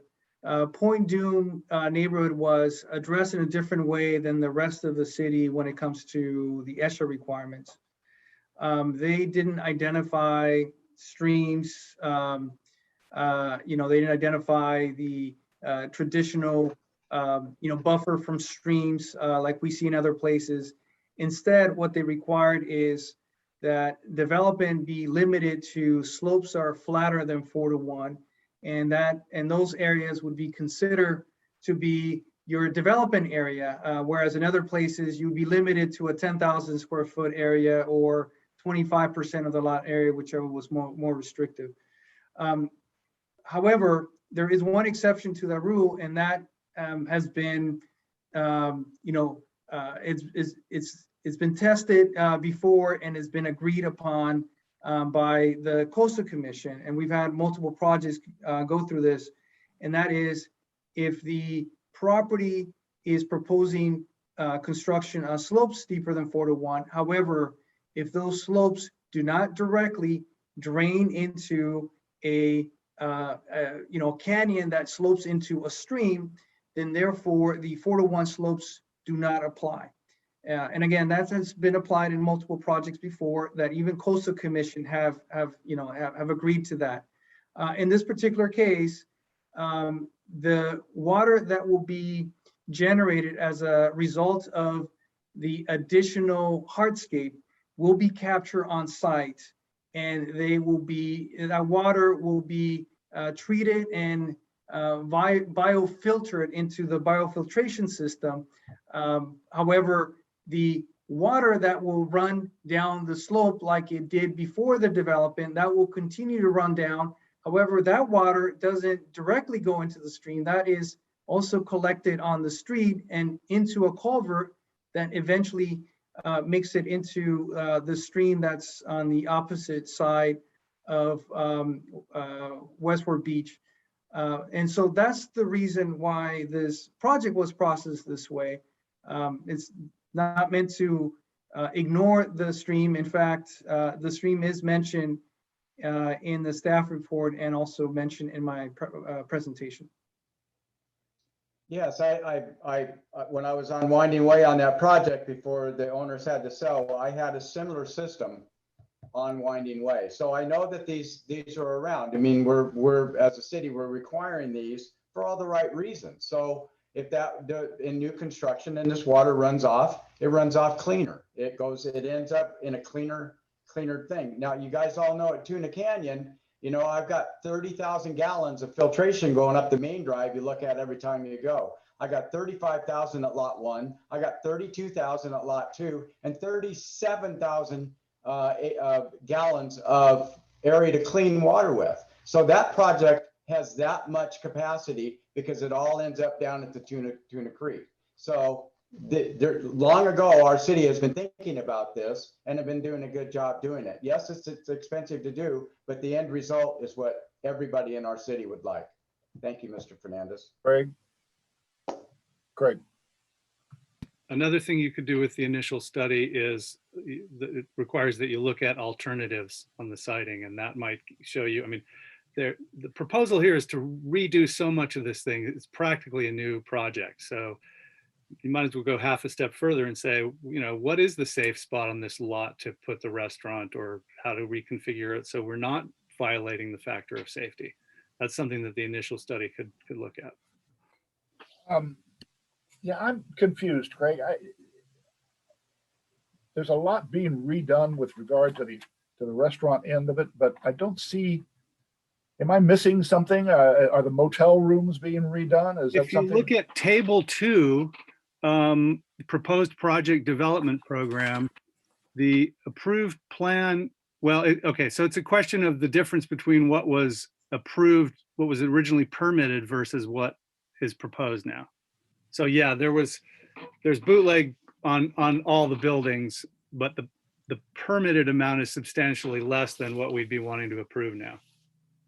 Well, if I can just clarify that. So I think the difference is not the difference of a bootlegged square footage when it comes to the square footages for the motel, is the difference between what was approved versus what was actually constructed at the time. And so there are some differences that take place between how the areas are calculated versus how areas are actually developed and finalized. But we did not see that there were any changes in the buildings since the buildings were constructed. So we feel like the only building that did change, there are 2 actually buildings that did change. One is the restaurant, and that again is well documented in the staff report. And then they added a 200 square foot storage shed that is currently in the side yard setback, and they're proposing to replace it with a 100 square foot shed. Those are the only 2 buildings that have changed since the development of the site. Okay, Dennis. I'd like to make a recommendation to approve staff's recommendation and move this to council. I'd like to comment. All right, John, go. Let's see if we've got a second for it, and then if we have a second, then we can debate it. I second it, but I would like to make sure that we're going to add the conditions that the staff put in the presentation they made this evening. You need to. Is that your motion, Dennis? It is. So you Okay, want to, John. let me be correct on that. You want to add music on special events, amplified music. No, they have to get a permit that can deal with the amplified music. It can be granted or not granted. It depends on the permit they get. It's not banned like at Norms. I just want to correct. Adrian. No, it is banned. No amplified music without a permit that may or may not permit it. Okay, streams. And this is why a lot of this is important. The stream section of the code says, if you have a blue line stream or a riparian habitat, which you must study, you have to sit back 100 feet, okay? There is absolutely no question that this is a riparian habitat and it's a blue line stream. Now, the other thing that I want to point out is, and that was not addressed, okay? The other thing that I want to point out is in a protected fish zone or whatever it is, or a major stream like Malba Creek, you have 0 TMDLs can come out of it, 0. Okay, you cannot increase it 1 TMDL. Okay, that's why we have in front of Whole Foods a treatment plant for the storm drains. Okay, that's a requirement. Not running it through a planter.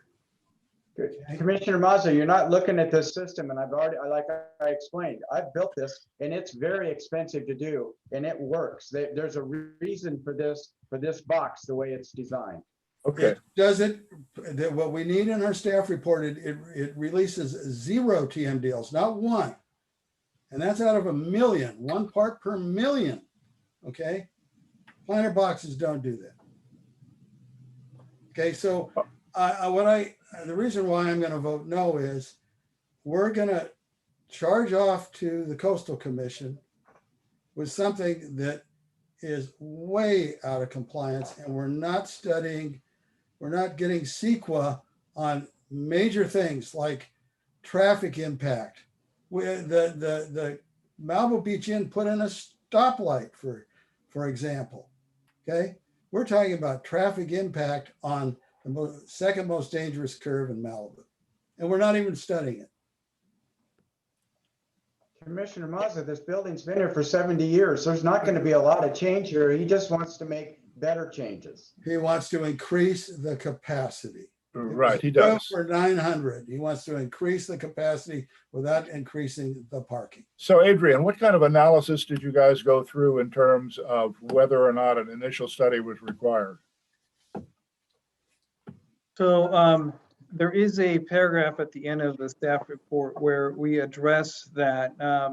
Now, given the size of the project, in this case, again, it's a replacement a restaurant that's about 2,600 square feet. The category exceptions do allow for the replacement of commercial buildings up to 10,000 square feet. So this is substantially less than what you would be able to do with a category exemption from CEQA.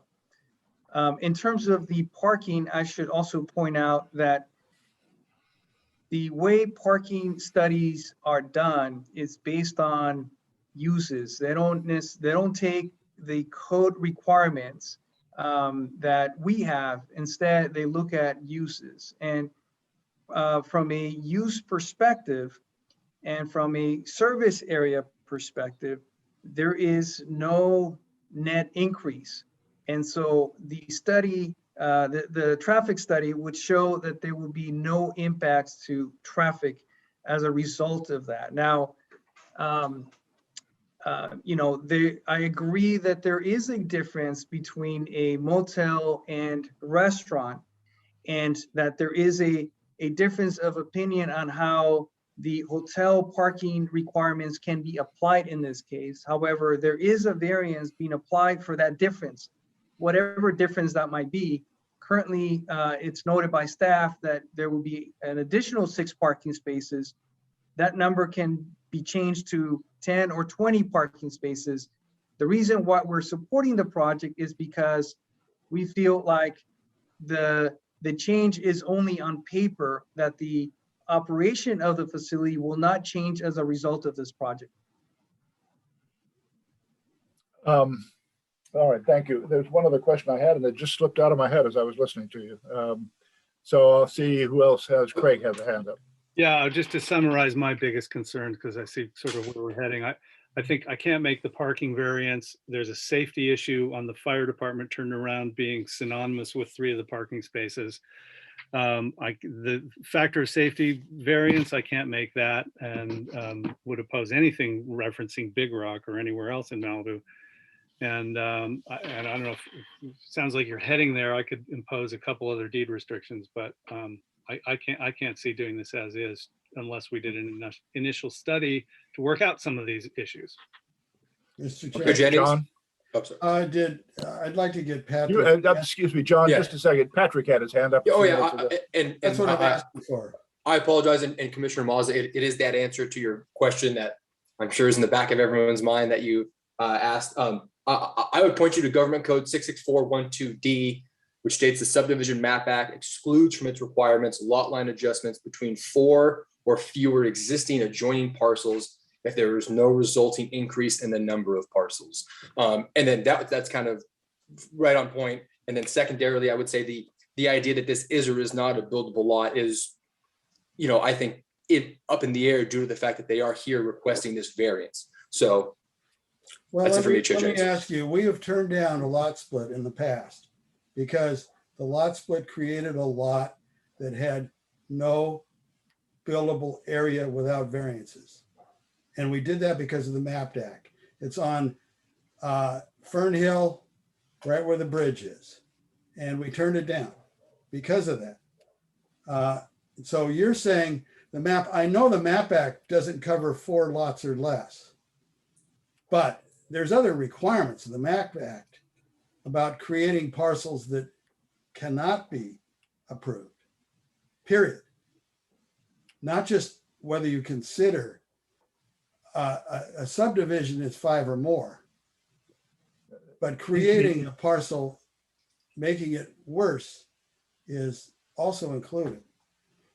And so Go ahead, Patrick. I'm not sure about making it worse. I mean, and I'm not familiar with the Fern Hill project. But so, I mean, that government code to me seems directly on point. And once again, this idea of whether the lot is or is not buildable to me is in question, and that it may or may not be based on the granting of variances. So I'm not sure why enlarging it, making it larger would somehow disqualify it as it exists today with something on it. Because it was created in a subdivision larger than 5.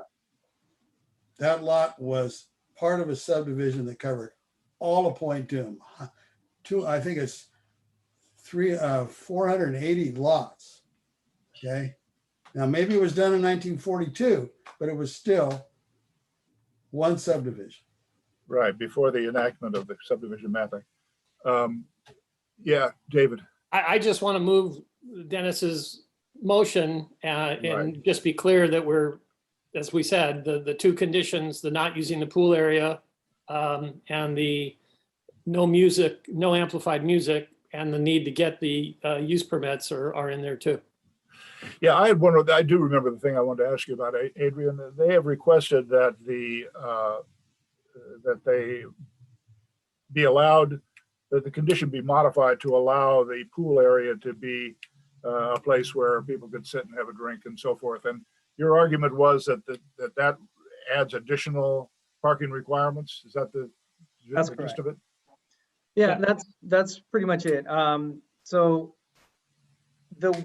the original project, actually, they had a surplus of parking spaces. So when they were allowed to expand their service area into the patio, the issue of parking wasn't an issue at the time because they were going to be able to accommodate that based on their existing parking spaces. However, they're transferring that service area into the restaurant, 2nd floor rooftop deck. And so as a result, they don't have any additional service area that they can transfer anywhere else, given their parking requirements. So if they want to, staff's recommendation would be that they would have to provide additional parking spaces, which isn't feasible at this site, given the steep slopes all around. Okay, if there's no further discussion, yes, Craig. Well, it sounds like you're leaning towards an approval. Is that your straw vote on this? I haven't given a straw vote. I have some concerns, but I'm well, because I mean, say whatever you have to say. If you think you're heading that way and you think you've got 3, then I would put in a couple more conditions. But if you're still concerned, and then I don't know. I mean, so if you have conditions to suggest, go ahead and suggest them. Well, okay. Well, first off, they're double counting 3 of those parking spaces with the fire turnaround, so that makes it difficult to me to entertain the notion of that extra service area. I wonder if it's legal, permissible to put any sort of deed restriction not to develop the site further in terms of square footage. Is that we can't do that, I guess. That's just written into the code. No, well, Yeah, okay. What about the requirement of a TUP for any of these big events that they want to do there? Not just for loud music, but if they want to put on an event with more than X number of guests. well, let's go to that, Adrian, because it seems to me that that's what we have been talking about. If you're going to run a motel or a restaurant, that's one thing. But if you're going to have a fashion show at the poolside, that's a temporary use permit requirement, right? Or a wedding. Correct. So we're there, right? Okay. If there's no further comment, yeah, John.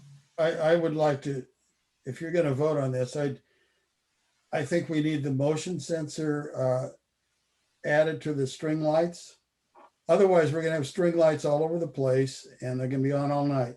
And we do it every time we do a house and a building, we say, because the dark skies ordinance says motion sensors on string lights. Excuse me, Adrian, are there string lights? I mean, I know the upper story or the desk up above is supposed to not be used after dusk. Where are there string lights that I'm not aware of? I'm not aware of any string lights. Well, they can put them anywhere they want. They can put them around the pool. They can put them around anywhere, the way the dark skies ordinance says.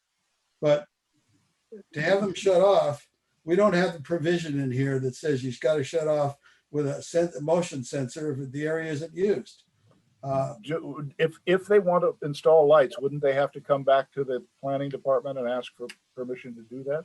Yeah, that's one of the conditions we added is if they add any exterior lighting, that will need to come back as an amendment to the plan. And you can. So that's when the motion sensors could be added at that point, right? You consider string lights exterior lights because everybody in town's throwing them up. Those are specifically regulated in the dark sky ordinance. How about a curfew on events, lighting, noise, etc., 9 p.m. on weeknights, 10 p.m. on Friday and Saturday night. So you still have to apply for the permit, like David's suggestion, but regardless, there'd be a hard limit that with or without, even if with the permit, you couldn't go past 10 p.m. on the weekend. That's what in my opinion, that's what the temporary use permit is for, to make that determination. I don't see any point in trying to.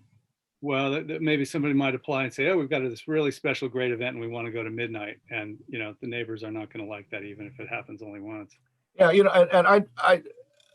and I live fairly near there. My office, I can throw a rock and hit it from here. And I got to say, I've never heard any problems. That's not to say it doesn't happen because noise does weird things. I would expect that noise would, given the prevailing winds, that the people up that have those houses on the edge of the bluff at Point Doom Club will be the ones who would hear the noise. And I don't know. I'm not saying it doesn't happen. It just puzzles me that it's such a big issue. Are we going to allow the use of the roof deck for TUPs and amplified music on the roof deck? It says nothing after dusk. After dusk. Well, it's nothing after dusk except, by the way, get a TUP and throw your wedding on the roof. During the day? No, at night. Does nothing after dusk mean you can't give a TUP after dusk? They're restricted not to have any exterior lighting. And so on the roof, so it's not going to work for them, to use that under their TUP application. So they would have to come back to add any lights to the planning commission if that's what they do. And at the time, we can add additional restrictions on that. So the TUP may not grant them lights and amplified music on the roof. The TUP is not going to be able to grant them anything that is strictly prohibited by their conditions or the conditions on the conditional use permit. So if the conditional use permit says there shall be no outdoor amplified music, just for example, a TUP is not a mechanism around that. So they can't have outdoor amplified music in any circumstance. If it's the commission's goal to not allow that with the TUP, then you would word it the way I just spoke of it. If the commission wants, they could say no outside amplified music unless obtained through a temporary use permit or some sort of additional permit. But a TUP can't grant something that the commission specifically prohibits. Okay, but David just put in a part of his motion is to grant it. Yeah. And I don't see why the neighbors should have to live through that. So, John, what the motion is, as I understand it, is that the way it stands now is that the roof deck cannot be used after dusk, period. If there's to be amplified music, David's motion, or Dennis's motion and David's suggestion is that be left to the TUP process. And Richard is saying, if we don't put in those last 4 words on his motion, they can't do it with a TUP process. Which is why I wanted to put in those 4 words. So you're saying you want to have 6 events where they can crank the music till 10. Up to the TUP when it's granted as to what they can do.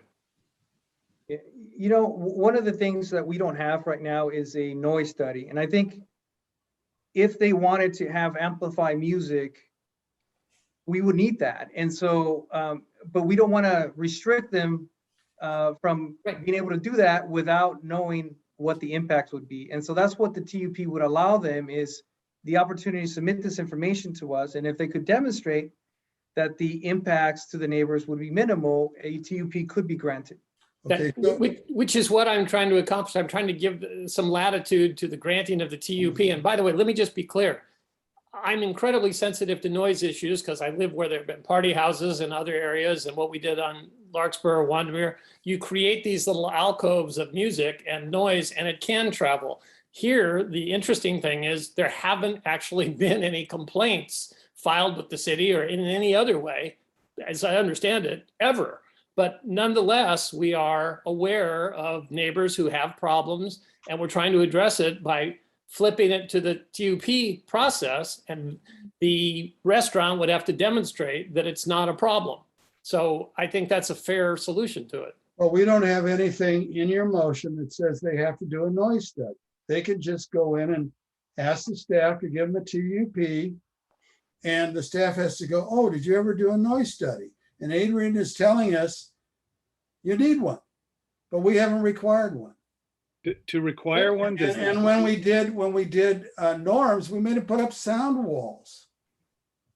Adrian, my understanding is the staff, if they require or request the TUP with an extended time period on it, don't you have the right to say, no, if you want this, get a study and show us that it's not a problem? But are you required to do that? And you're saying, you Adrian just said, you need a noise study to grant it. But is the staff required 1.5 years from now to say, where's your noise study? The staff has the latitude to grant it or not grant it on any basis they choose. And based on everything we're saying, I've got to believe the staff is going to say, get a noise study. I'm not making it mandatory. I'm giving the staff the latitude to make the decision. But Adrian just said it's mandatory. So why don't we? You guys are I know not really getting anywhere on I know the staff well enough that 3 years from now, they ain't gonna remember anything we said. And maybe you ban it, maybe you don't allow it for now, but you say you can come back with the noise study and get a CUP, maybe. CUP? That's what's required, but don't allow it for now, but saying you can come back and we can deal with it later. The idea is that what degree do you want to react to the idea that there has been pervasive, continuous, upsetting noise in the area? One way to do it is to write all these things down and really lock it down now in the hopes that that will make the residents feel better about it. The other way to do it is to say, you know what, It's kind of up in the air, but we've got a process for doing this. The city has a process for doing it. And let's let that work its way out. But Keeping the in mind, residents have no recourse. They can't go in and ask for, they don't own the property. They can't go in and ask for a restriction on it. They okay, don't have a John, process. I think you've made your point, John. You know, you're not going to like any vote that doesn't do that, but Well- you don't have 3 votes to require lockdowns now. I don't see that you have 3 votes to do that. Can we just require the noise study now and say that David's amendment is subject to the outcome of that noise study? What would you study? You'd study what you'd get a decibel meter. You'd go to the properties that have complained in letters recently. You go, I think they're mainly across over in Bonsall because whoever said that, maybe you said they're not up on the top of the hill, and that makes sense because the noise wouldn't, it would be filtered and blocked by all the chaparral on the way up. But across the canyon, it's a clear path. So you'd go over there with a noise, a decibel meter, and you do like the same thing that they did at Norm's Hotel with the houses up the hill and make sure. Yeah, but I don't want to continue to beat this, but the thing that makes it different for me is we know that on those hotels that are along beneath the bluff on PCH, yeah, you had a really well-established pattern of noise going up the hill and people being affected by it. Almost all of the circumstances where we've talked about that, where we talk about noise at the chili cook-off site, it's all about the bowl conditions up on Malibu Knolls and all that business. I've never. Oh, well, noise propagates omnidirectionally. It only is. Yeah, I know it does. I know it does. But it just seems weird to me. You know, we all, well, look.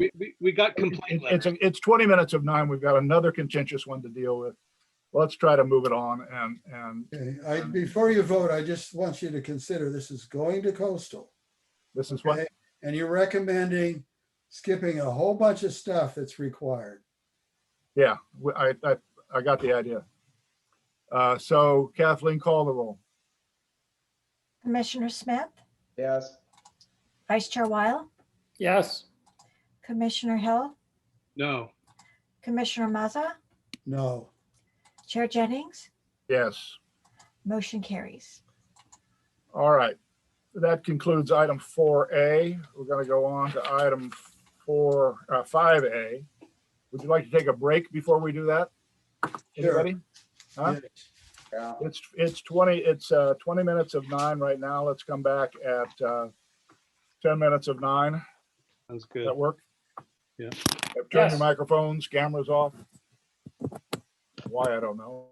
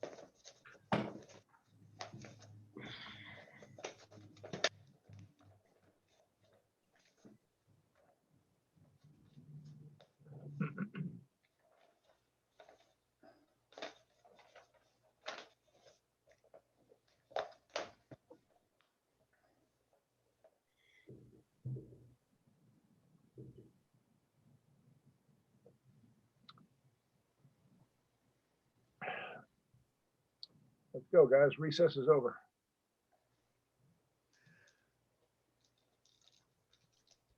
Look, a smiling Ms. Brooks.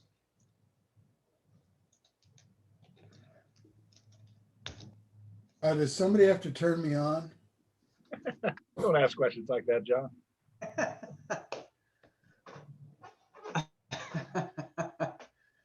There we go. Good one, There guys. you go. All right, we're ready to go. Now we got, let's see. Okay, yeah. This is item 5A, which is the coastal development permit at 23325 Malibu Colony Drive. Can we have a staff report, please? Monica. Yes, good evening, Chair Jennings and members of the Planning Commission. This project was last presented to the Planning Commission in June of 2020 when a slightly larger project was approved. The approval was appealed by a neighbor who raised several issues related to the project's compliance with the LCP. There were concerns about the project's compliance with the requirements within the special flood hazard area.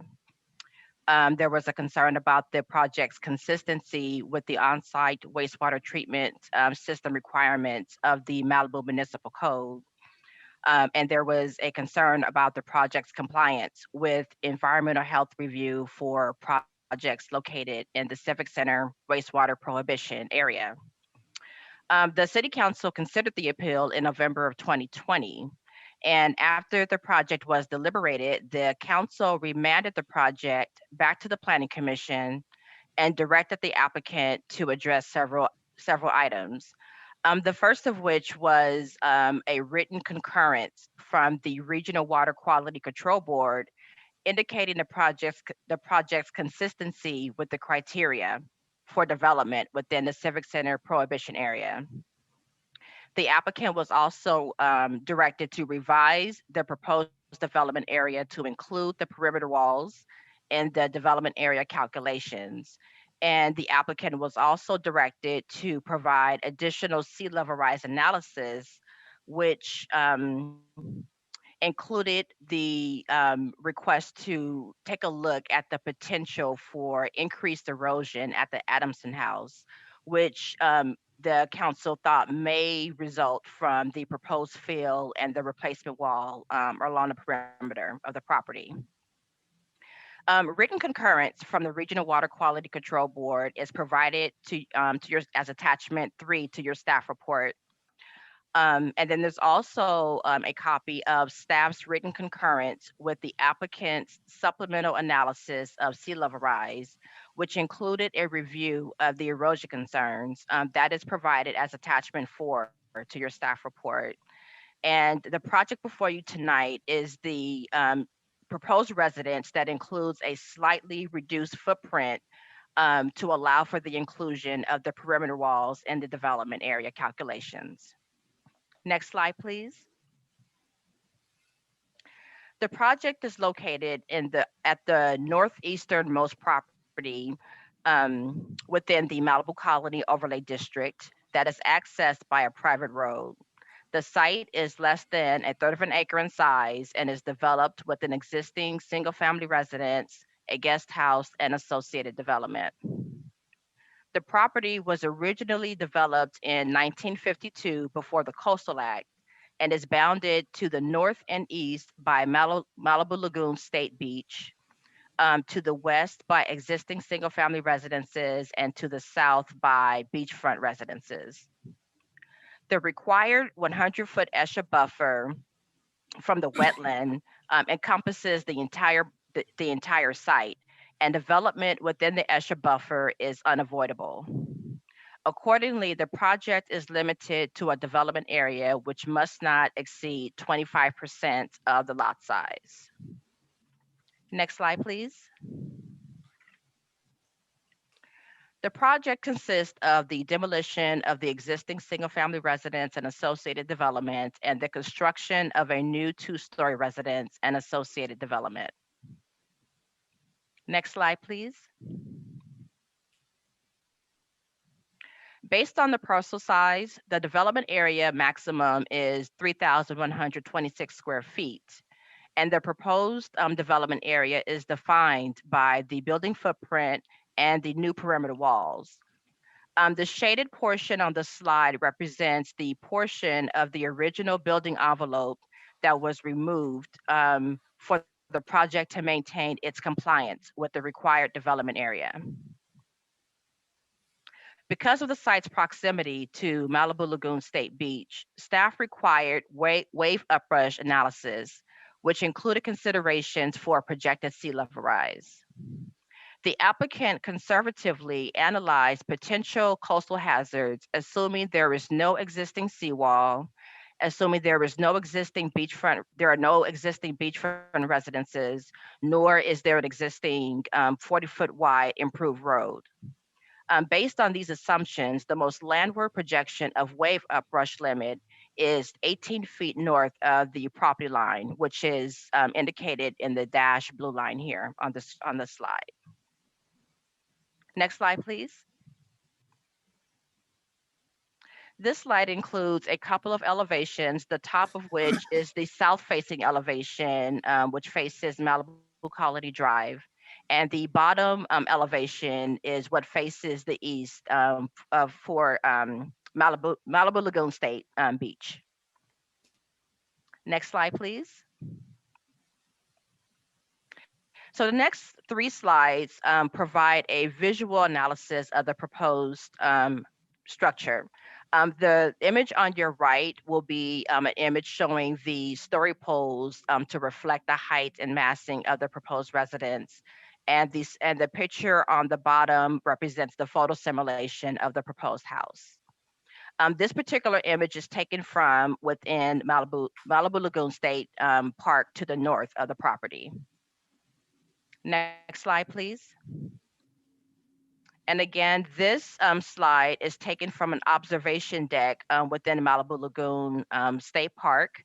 And as you can see, against the backdrop of the existing development, the proposed residence blends in with the context of the neighborhood. Next slide, please. And lastly, this is a night view of the proposed residence showing decreased illumination of the ESHA with the proposed project. Next slide, please.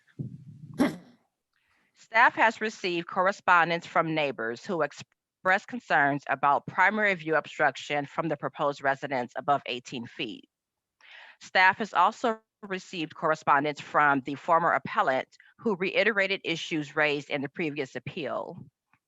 And the applicant has also provided additional correspondence in response to concerns raised by the neighbors and the public. Next slide, please. After the staff report was published, staff became aware of 2 errors. The first of which is in finding 1 of the shoreline and bluff development findings, which can be found on page 7 of your draft resolution, where the template language for beachfront development remained. Staff would like to revise the language in this finding as demonstrated on this screen to reflect the project will not be projected to lateral force of wave action. And the second correction is the addition of a deed restriction condition of approval, which was inadvertently deleted from the draft resolution. This additional deed restriction will require the recordation of a deed restriction to ensure that no shoreline protection structure will be proposed or constructed with the project. Next slide, please. Thank you. In conclusion, based on the evidence on the record, staff recommends the Planning Commission adopt Resolution 21-53 as amended, approving the subject coastal development permit. In addition to my availability to answer any of your questions, the following staff members are also available. Lauren Doyle, who serves as the City Coastal Engineering Reviewer, Troy Spade, who serves as the Assistant Public Works Director, who also serves as the Floodplain Administrator, Matt Janasic, who serves as the City Environmental Health Administrator, and of course, Richard Malika as the Planning Director. Thank you. Thank you, Renika. Ex parte communication disclosures. Dennis? I went out to the site, met with, well, with the applicants, the architect, and Marnie Randall, of course, and Commissioner Hill and I actually were together on this one. It was a nice visit. Nothing beyond what was in the staff report? Nothing beyond that, no. John? Am I unmuted? Can you hear me? Yes, we get you. Okay, I don't see my picture. I went to the site the last time we heard it. Nothing this time, nothing to disclose. Okay, Craig? Yeah, I went to the site as Dennis mentioned, asked, well, and I watched the videos of the last commission and council hearings as we're expected to do. I'm not sure if we were required to, but I think we're expected. I asked staff if they had the heights of the 5 closest houses on the road, in case that was relevant. Instead, I received a map of what appears to be the 5 highest houses in the colony, but nonetheless, I don't know that the house height is the main issue here. I received follow-up correspondence, again, on house heights from Mr. Lisberger on behalf of the applicant. I think you all received that. When I was looking for anything about storm surge in the packet, I stumbled, and then online, I stumbled on the 2010 coastal staff report for the lagoon restoration. And you got some of that too, about the solid wall on the north side. And that actually needed to be not solid, but permeable to drainage. Then I went back on this weekend for a second visit and found that the wall concept was subsequently omitted from the lagoon design. And there's only a low sort of foot-high retaining wall there just to hold the path together behind the fences. So the whole thing is still basically permeable, not a block wall. And I also, from time to time over the years, I'm interested in sea rise. I've looked at computer models of sea rise, and I tend to look at exactly this location because it's kind of the archetypal spot, looking at the colony and the lagoon and just seeing how different models handle this location. And I shared with staff that one that I've looked at that's sponsored by USGS and NOAA and the National Park Service, I think it's worth mentioning that one shows with 4 foot of rise plus storm surge, the subject parcel is already into the flood hazard, and at 6.15 feet, the prior coastal standard, you don't even need storm surge to show flooding. So that's by way of my background knowledge on flood maps. And I guess that's it on disclosures. David? Visited the site again this last week with Marnie Randall and the architect. As I disclosed to staff earlier, I lived in that very house on that site with my family 55 years ago or so, and lived right across the street as well in the last house towards the Surfrider Beach thereafter. So I'm very familiar with the area. Wow. None for me since the last time. Okay, so you want to do questions or should we open up the public hearing? Anybody have any questions of staff? Keep them short. John?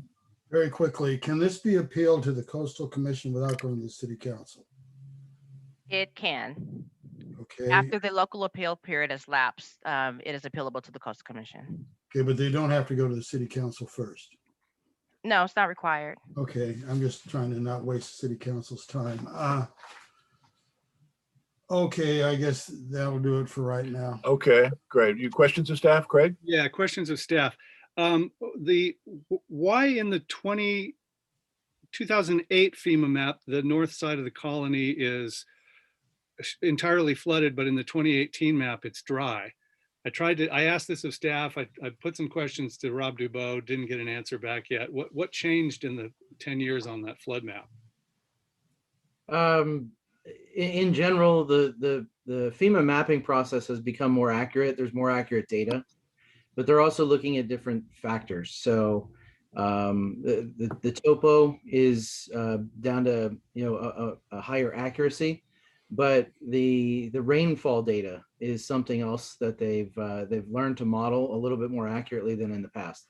They used to the old modeling was kind of more of a big blob over a larger area.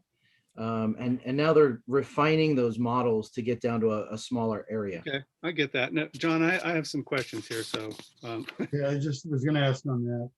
oh, on the same point, go ahead. Yeah. Then. When I asked a year or so ago about the FEMA maps at a meeting, I was told that FEMA did not include rivers and streams on this map. Is that right? Not exactly. The old 2008 map did in fact use some assumptions from the Malibu Creek. However, the 2018 draft that became effective as of April 21st of this year, that did include a small portion up from the ocean towards the lagoon, towards the Malibu Creek, but not it didn't model all the way up into the canyon. Thank you. Okay, continuing. Renika, I think in your change in the language, you meant to say not that the will not be projected to lateral water or something. It should be will not be subjected to, right? The language you showed there? Yes. Okay. It didn't make sense to me. Okay. Continuing, can somebody clarify? Somebody has said, several people have said that at the point of sale, you have to have all the fixtures updated to the state-of-the-art low flow. Is that just toilets, or is that all fixtures, or what is that rule about efficient low flow fixtures at time of sale? It speaks to some of the concerns in the MOU. Yeah, maybe Matt can provide some feedback on that. Yes, hi, Matt Janicek here, filling in for Melinda Talent this evening. Hi, Matt. That does not just apply to toilets, that also applies to, faucets. Okay. And so other fixtures, not just toilets. Given that this had a transfer in 2017, we should be assuming that whatever was in here to begin with, or the existing fixtures are low flow state of the art as of 2017. Is that a reasonable assumption? I'm not familiar with how old those fixtures currently are in the residence, if that's what you're asking. Okay, but that would be what they should be. Okay, on the creek, again, I asked Rob Dubois, this didn't get a reply yet. We don't have any numbers about creek flooding, and I don't have a clear sense of, if we get 6 inches of rain in a 24-hour period, whatever, does the creek rise 3 inches or 3 feet, or do we have any sort of rule of thumb of what to expect out of that creek? And especially given that with climate change, we're expecting more intense rain events with more inches per event. Does anyone have any numbers on that? Yeah, I actually don't have the specific numbers on that, but Craig, I can look to see what modeling might show. Generally, the storm intensity would increase the overall flooding. Yeah. Okay, we can get back to that since we don't know. We can only speculate at this point. And I guess similarly, maybe don't know if there's any change in what that number would be if and when the Ringe Dam is removed as planned. No, no, but if a significant event were to change the hydrology or the modeling, FEMA would come back and remodel a map or an area. Okay. All right, I guess. Yes, oh, David. Yeah. I'm sorry. One more. There was supposed to be in the file a letter of a preliminary approval from the Department of Fish and Game. Did we ever receive that? Did we just miss that in the file? I'm not aware that one was required. I know the city biologist did not indicate one was required either. The appellant's attorneys indicated it was required and pointed out that it was indeed required of the project 4 houses up the road when it was done. So seemed like what's good for the goose, right? Okay, David, you had one? Actually, this is for you, Jeff. I have a question procedurally about what we're going to discuss and I'm trying to save speakers time and focus us. Are we only going to discuss the issues that were brought back to us essentially from the city council? I mean, for example, the view corridor issue. Nothing has changed since we decided that that wasn't a problem last time. Are we reopening those kind of issues, or are we only going to be focusing on the ones that the council directed us to? I don't think there's any particular protocol for this. And so my guess is, to be on the safe side, that we should consider this as a de novo hearing and open up all issues for consideration. Okay, thanks. So let's open the public hearing then. Who have we got? We have the applicant team of Victor De La Cruz and Carl Lisberger. And then we have Marnie Randall, Michael Kovac, Jacqueline Merlet, Rick Hodges, Mark Barrett, Kevin Poffenbarger, and David Weiss available for questions. And then we have Those are all people of the from the applicant's team, correct? Yes, sir, that's correct. And we do have 2 members of the public, Monica Briseno and Judith Israel, speaking from the public. Okay, let's go with the applicant team. Mr. De La Cruz, is that who we're going to open up first? I believe so, yes.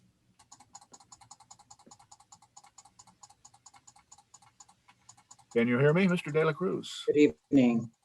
Gotcha. Yeah, can you hear me? now? I can hear you now. Okay. You've got 15 minutes. Excellent. You can use it as that's for your entire applicant team.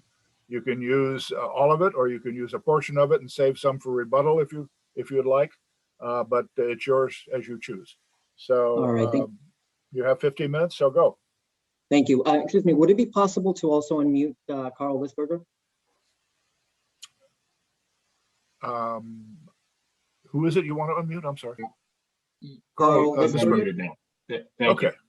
All right, great. You're going to tag team it? All right. He'll help with. He'll let me know if I mess up with the slide order. So. Okay. All right. Well, thank you so much. Good evening, Chair Jennings and commissioners and staff. My name is Victor De La Cruz. I'm a partner at Manat Phelps and Phillips, and I'm here representing the applicant on their new home. First, I'd like to thank city staff for the tremendous amount of work they've put into this project. In particular, Ms. Brooks, for the very detailed presentation, which makes my job much easier right now. As Ms. Brooks explained, this home was already approved by the City Planning Commission, but we were asked by the council to come back before you so that you had an opportunity to review 3 issues the council thought could use some fleshing out. Council member Wagner also expressed concern about a potential hardened island effect, which bears some relation to an email from one of your fellow commissioners last week, and we'll discuss this too. Next slide, please. The first issue was water flow and the project's compliance with the City Regional Board MOU. You may recall that this was the issue when this project came before you in June 2020. Like some of you last time, certain council members expressed concerns about the water flow analysis and whether the regional board would agree with its conclusions that the project would not increase flows. The council asked us to reach out to the regional board on this precise question and return to the Planning Commission. And while this was a challenge because regional board staff is actually not in the habit of commenting on individual projects, ultimately the city did get a response. And as you can see from this slide, we're pleased to report that the regional board reviewed all of the project's technical reports and agreed with city staff and project experts.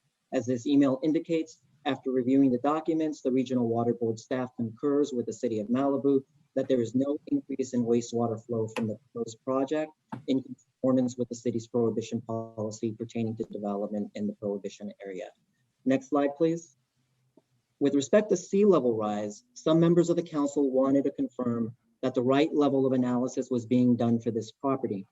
As you can see on this slide, the project is not directly on a beachfront, but rather located inland on the north side of Malibu Colony Road. Despite that, I want to be perfectly clear that this project did do a 100-year analysis anyway, one that would be required for a beachfront home, even though this home would be on the inland side of Malibu Colony Road. The 100-year analysis done for this home is extremely conservative in that it assumes that the waves on this beach are hitting the house straight on, which we know won't actually happen. Next slide, please. It assumes that this house does not exist. Next slide, please. It assumes that this bulkhead does not exist. Next slide, please. Or the wall immediately to the east. Next slide, please. And it assumes that this 40-foot road does not exist. Next slide, please. Now, to be even more conservative, at the request of city staff, the analysis for this home also looked at two other scenarios represented by the numbers 2 and 3 here. Sea level rise or wave uprush coming from both the east. Could we go two slides ahead, please? Thank you. And the lagoon side, both directions from which direct wave action would be highly improbable, if not impossible. And therefore, a 75-year economic life of the project under a medium to high risk aversion is not just deemed appropriate by the city's experts, but by the California Coastal Commission. Next slide, please. I'm sorry, back one slide. That was my mistake. That's the right one. Okay. So looking at a wave coming from the east, in addition to the improbability of direct wave action, the waves break hundreds of feet from the project property. But the analysis was done anyway, and it's conservative to the point of absurdity. First, it assumes that sea level would have risen 6.5 feet above today's levels. That's actually fair. Unfortunately, that may happen someday, but then it really goes overboard. On top of that, the study assumes that the waves will not backrush to the ocean as they always do. Rather than backwashing, the waves would then make an incredibly strange left turn toward the colony in an event that 75 years from now has a 1 in 20,000 chance of ever happening. That is a 0.00005% chance in 75 years. So it's actually quite absurd that the house is being engineered to this standard. But yes, if this freak incident ever occurs, there would be 8 inches of sheet flow that would head toward the property, all of which would not adversely impact the home.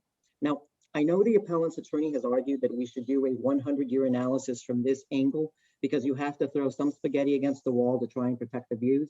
But let me be clear. To the best of my knowledge, the Coastal Commission has never asked for or required a 100-year analysis in a situation involving inland residential properties. There's a reason that the appellant has not provided any precedent for this. And in fact, we previously submitted 3 Coastal Commission decisions for the record involving inland properties that are unprotected by an oceanfront bulkhead or seawall and which have water bodies on each side, which actually do from time to time cause flooding. In those 3 cases, the Coastal Commission has used a 75-year lifespan and medium high risk aversion, just like we have for this home from the east. And this needs to be said. I'm sure that most, if not all of you, are familiar with the project appellant's lead attorney. Please take note of the fact that he has not signed a single letter to either you or the city council. All the letters are on another attorney's letterhead. And while I can't speak for him, I personally would not want to espouse a completely incorrect position on the LCP under my letterhead that would hurt every single one of my clients appearing before the Coastal Commission. Suffice it to say, I hope he will at least share authorship in his future correspondence if he truly believes what he's saying. Next slide, please. With respect to the lagoon side, we need to be honest about any potential impacts. As many of you know, when the state park was created, they dredged lagoon areas and left the spoils, which are now basically these very high mounds that completely protect the entire back of the colony. Next slide, please. They are particularly high, and suffice it to say that water from the lagoon is not going over these mounds. And I think even the appellant has given up on that one. It bears noting that the Coastal Commission has not objected to this project studies after the project being noticed for 3 Planning Commission meetings and 2 City Council meetings, probably because the studies are extremely conservative. And you know Coastal Commission staff is not shy. If they had a problem with our analysis, the city would probably know by now. I also want to address the appellant's argument that the project walls are seawalls. These walls are perimeter walls and also have the incidental benefit of serving as fuel modification and containing any sheet flow. All of the sea level rise and wave uprush analyses conducted for this project made clear that there will be no direct wave impact on this property. Furthermore, the walls are not founded on piles below a scoured beach profile, as seawalls are required to be, so the seawall argument doesn't hold water, pun intended. Finally, with respect to the hardened wall effect, both the city and our coastal engineer reviewed this concern and concur that because the project site is 1,500 feet west of the Adamson House, which includes the 700-foot wide mouth of Malibu Creek, the proposed project has no impact on the erosion occurring at the Adamson House. Also, a concern was raised late last week about water being unable to drain into the lagoon as a result of the project's perimeter wall. Earlier today, we submitted letters from the project civil and coastal engineers as to this precise issue. Please keep in mind that this project has been over-designed to today's standards in order to incorporate every best practice out there. It would not ignore something as basic as drainage. As the letter from the civil engineer notes, the project design includes a minor amount of fill at the rear so that water flows south as sheet flow to the existing catch basin inlet within Malibu Colony Road, and then directed to the lagoon. It would do this after going through various new stormwater filtration elements, biofiltration planters, swales, controlled ponding, etc. I don't think anyone would want the Malibu Colony's current conditions to prevail, with untreated pesticides and herbicides going straight into the lagoon and adding to sedimentation problems. These things have all been vetted. You have an incredibly competent and sophisticated staff and a Zoom room full of experts. As you deliberate, I hope you turn to them. Land use decisions must be supported by substantial evidence, not conjecture and speculation, and there are multiple experts in their respective fields here tonight to assist. Next slide, please. Finally, the City Council asked us to look into including the project walls into the total development square footage in connection with the ASHA-related requirement that development not exceed 25% of the lot size. As this exhibit demonstrates, we added the perimeter walls 89 square feet, and that required us to remove some square footage from the northernmost point of the house, bringing it further away from the ESHA and further opening up the appellant's view to the lower pad. The appellant's letter on Friday says we're not including every wall. What walls? The letter doesn't say which, it just casts aspersions, but the fact of the matter is that the walls are no longer as thick as they were previously. That's a pretty rational response by the applicant, and we have to count them now. Which brings us to the appellant. Next slide, please. First, let me just say that my client is very sympathetic to a neighbor's concerns about views, but we also have to be fair in describing what is going on here. This image here shows the view from the appellant's two-story home. Two observations. First, the appellant's own house is 2 stories, is 29 feet high, and blocks the home to its immediate west, much more so than my client's home will block hers. Secondly, as Marnie made clear in her presentation to you last year, the appellant will still have quite a spectacular view after my client's house is built. As you can see from this photograph taken from the appellant's home, the story poles are but a fraction of the view. The appellant will still have a view of Carbon Beach, Malibu Pier, the Adamson House, the lagoon, the Santa Monica Mountains. So she's losing a small view, which is from the 2nd floor, and also a non-protected view. Next slide, please. And here's the view to the north from the appellant's master bedroom, which will remain in its entirety.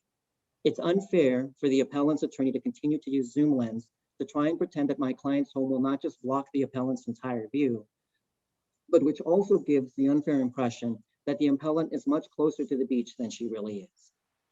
Next slide, please. And then I wanted to show you this slide to show that we've done what we could to improve upon the appellant's view.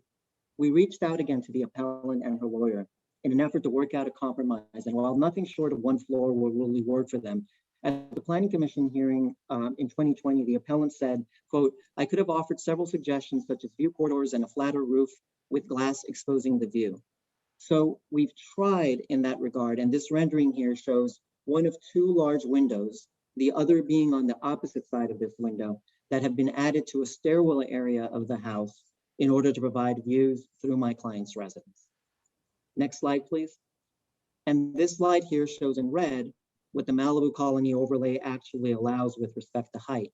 The project actually provides more views to the appellant than the overlay provisions provide. Next slide, please. Finally, please allow me to remind you why we're so excited about this project and believe it represents a net positive.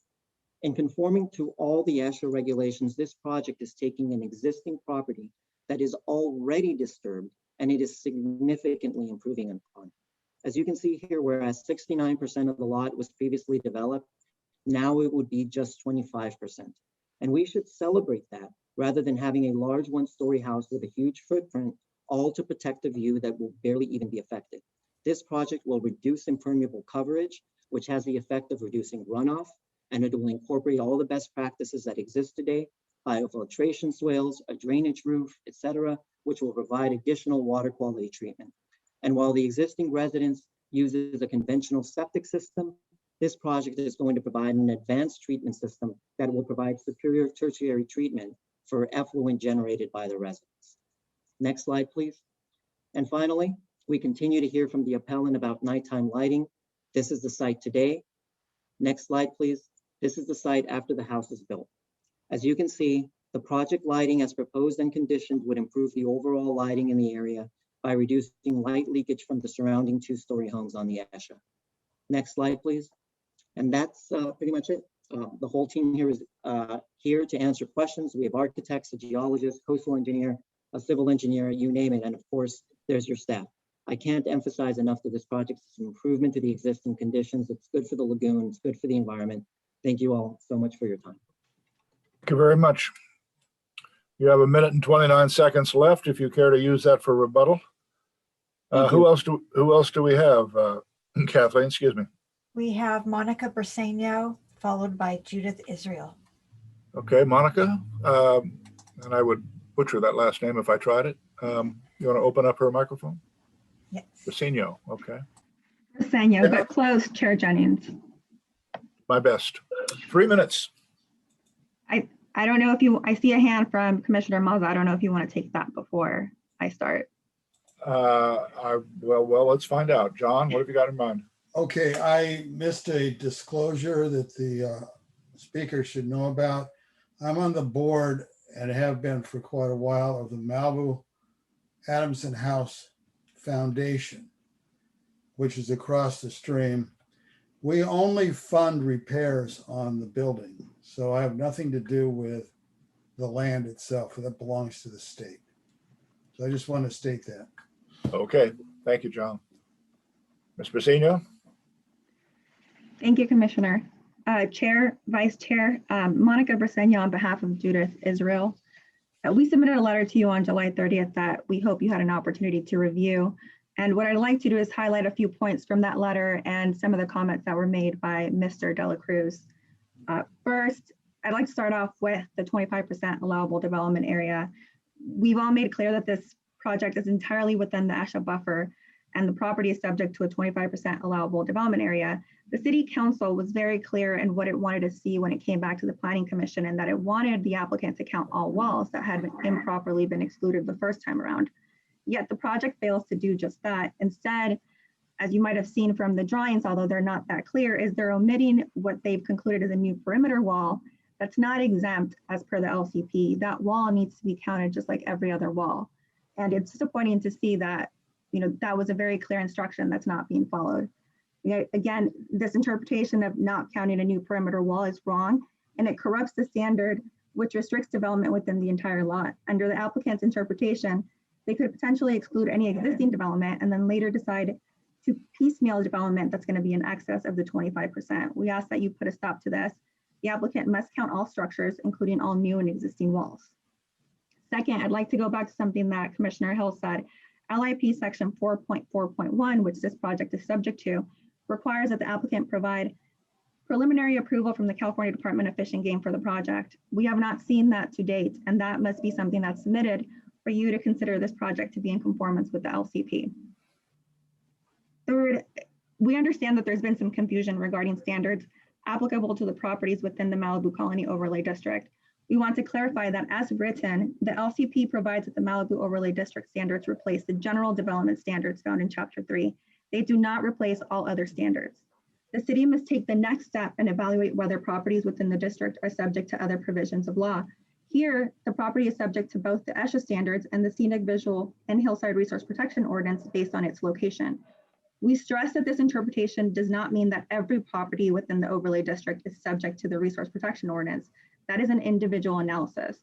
This and other reasons are why the applicant's contentions that we heard earlier that other houses have higher heights is incorrect.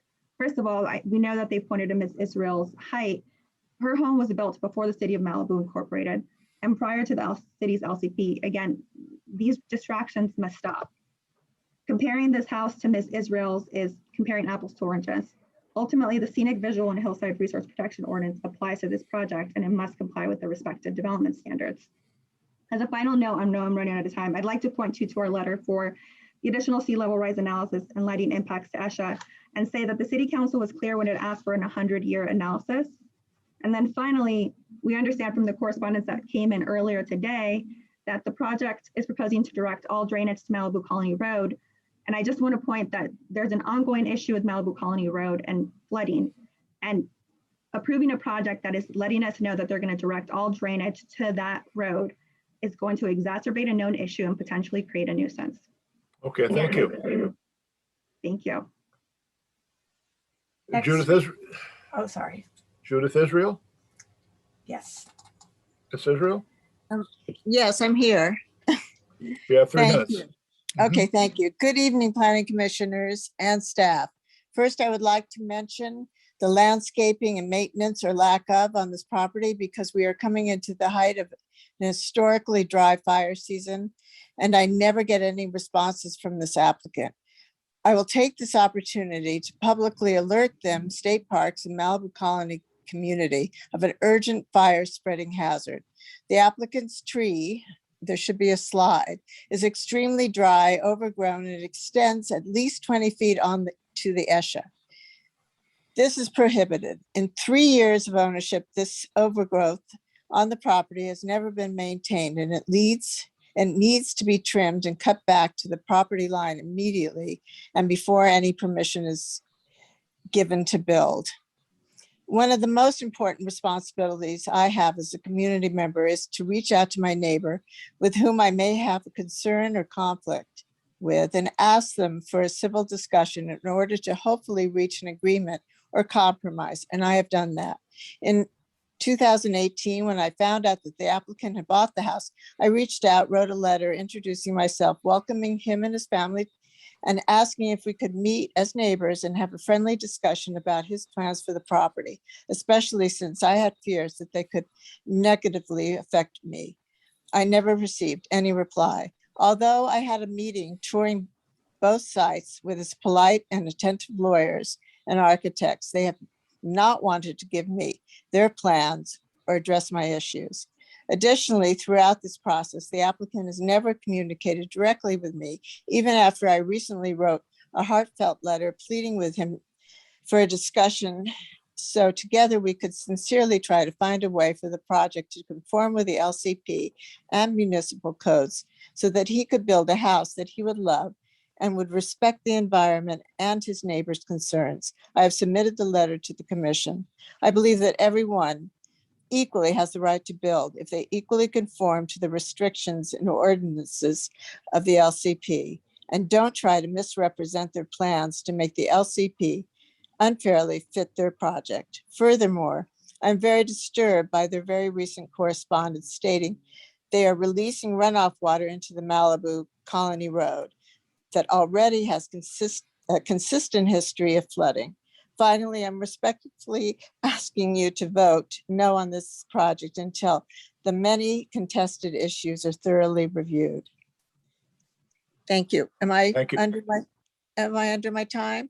You have 15 minutes, 15 seconds. Go ahead. Oh, I just want to say that my house and the house in back of me were especially built to have a view corridor. So we both have the view corridor. I just wanted to clarify what they said, the applicant said. Got it. Thank you. Thank you. Anybody else? Kathleen? No, sir, that is it. Okay, Mr. De La Cruz, you have 1 minute and 29 seconds if you'd like to offer rebuttal. Sure, thank you so much. So I'll just start with the first point that was made with respect to the wall that we are supposedly not counting. You'll notice that Ms. Briseno did not even mention which wall it is. So the conjecture continues. So I'm just going to guess which wall she might be talking about. And the reason that she might not be mentioning it is that it's the western wall. That does happen to be a perimeter wall, but it's not our wall. And I suspect they know that. And the building permit for this 163-foot long wall was issued to 23331 Malibu Colony Drive. That is in the record as part of this project. So to have us count another property's walls would just be completely inappropriate. With respect to the California Department of Fish and Game argument, that's a new one that they're just introducing now in their effort to just continue to throw spaghetti on the wall. You know, the staff report mentions that the findings were made in connection with LIP Chapter 4, and this particular project happens to be within an existing developed area, so it's not subject to this particular provision. I haven't seen anything in connection with any other project that indicates that CDFG review for similar projects has been required. We did a search through staff reports as soon as we got this letter, and we haven't seen anything on that front. With respect to the height, they continue to mischaracterize this. The overlay applies here, which has a 30-foot height limit, and your staff report notes that policy 6.4 of the LUP clarifies that scenic areas do not include inland areas that are largely developed or built out, such as happens to be the case with Malibu Colony Overlay District. And the house for 23405 Malibu Colony Drive, which actually went to the Coastal Commission, did not comply with that particular requirement. So, you know, we're not just pointing to Ms. Israel's house for precedent. We're pointing to houses that have been approved after the LCP and pretty much every other house in the Malibu Colony. And again, you know, I think policy 6.4 of the LUP is instructive. It says scenic areas do not include inland areas that are largely developed or built out, such as residential subdivisions along the coastal territories. Okay, Mr. De La Cruz, I think your time has expired. Thank you. Thank you so much. Okay. All right, Kathleen, we have nobody else from the public who wishes to address us, right? No, sir, we do not. Okay, then we'll close the public hearing. We'll come back to the commission table for discussion, questions, a motion. And I have a question. Renika, LIP 4.441 does say that applications for new development on sites containing or adjacent to a stream or wetland shall include evidence of preliminary approval from the California Department of Fish and Game. What's staff's reaction to that? Yeah, this is the first time I have come across that as well. I don't know if the city biologist did not require that because this is a redevelopment rather than a new development on vacant property. Honestly, this is the first time I've seen that. All right, well, suffice it to say that if we wanted to move the project forward, Richard, we could condition approval upon acceptance of a letter from the Department of Fish and Game if we chose to do that. Yes, that is correct. And actually what I'm doing now is looking for our biologist referral. I wanted to see his exact wording, but you are correct. Okay. Other questions or comments, John? Yeah, my main problem here is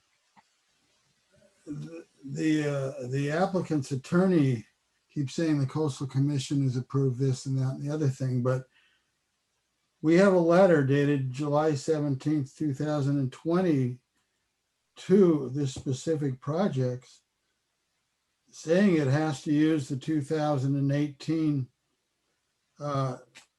wave uprush and it has to use 8.5 feet for 100 years. And my question is, there's a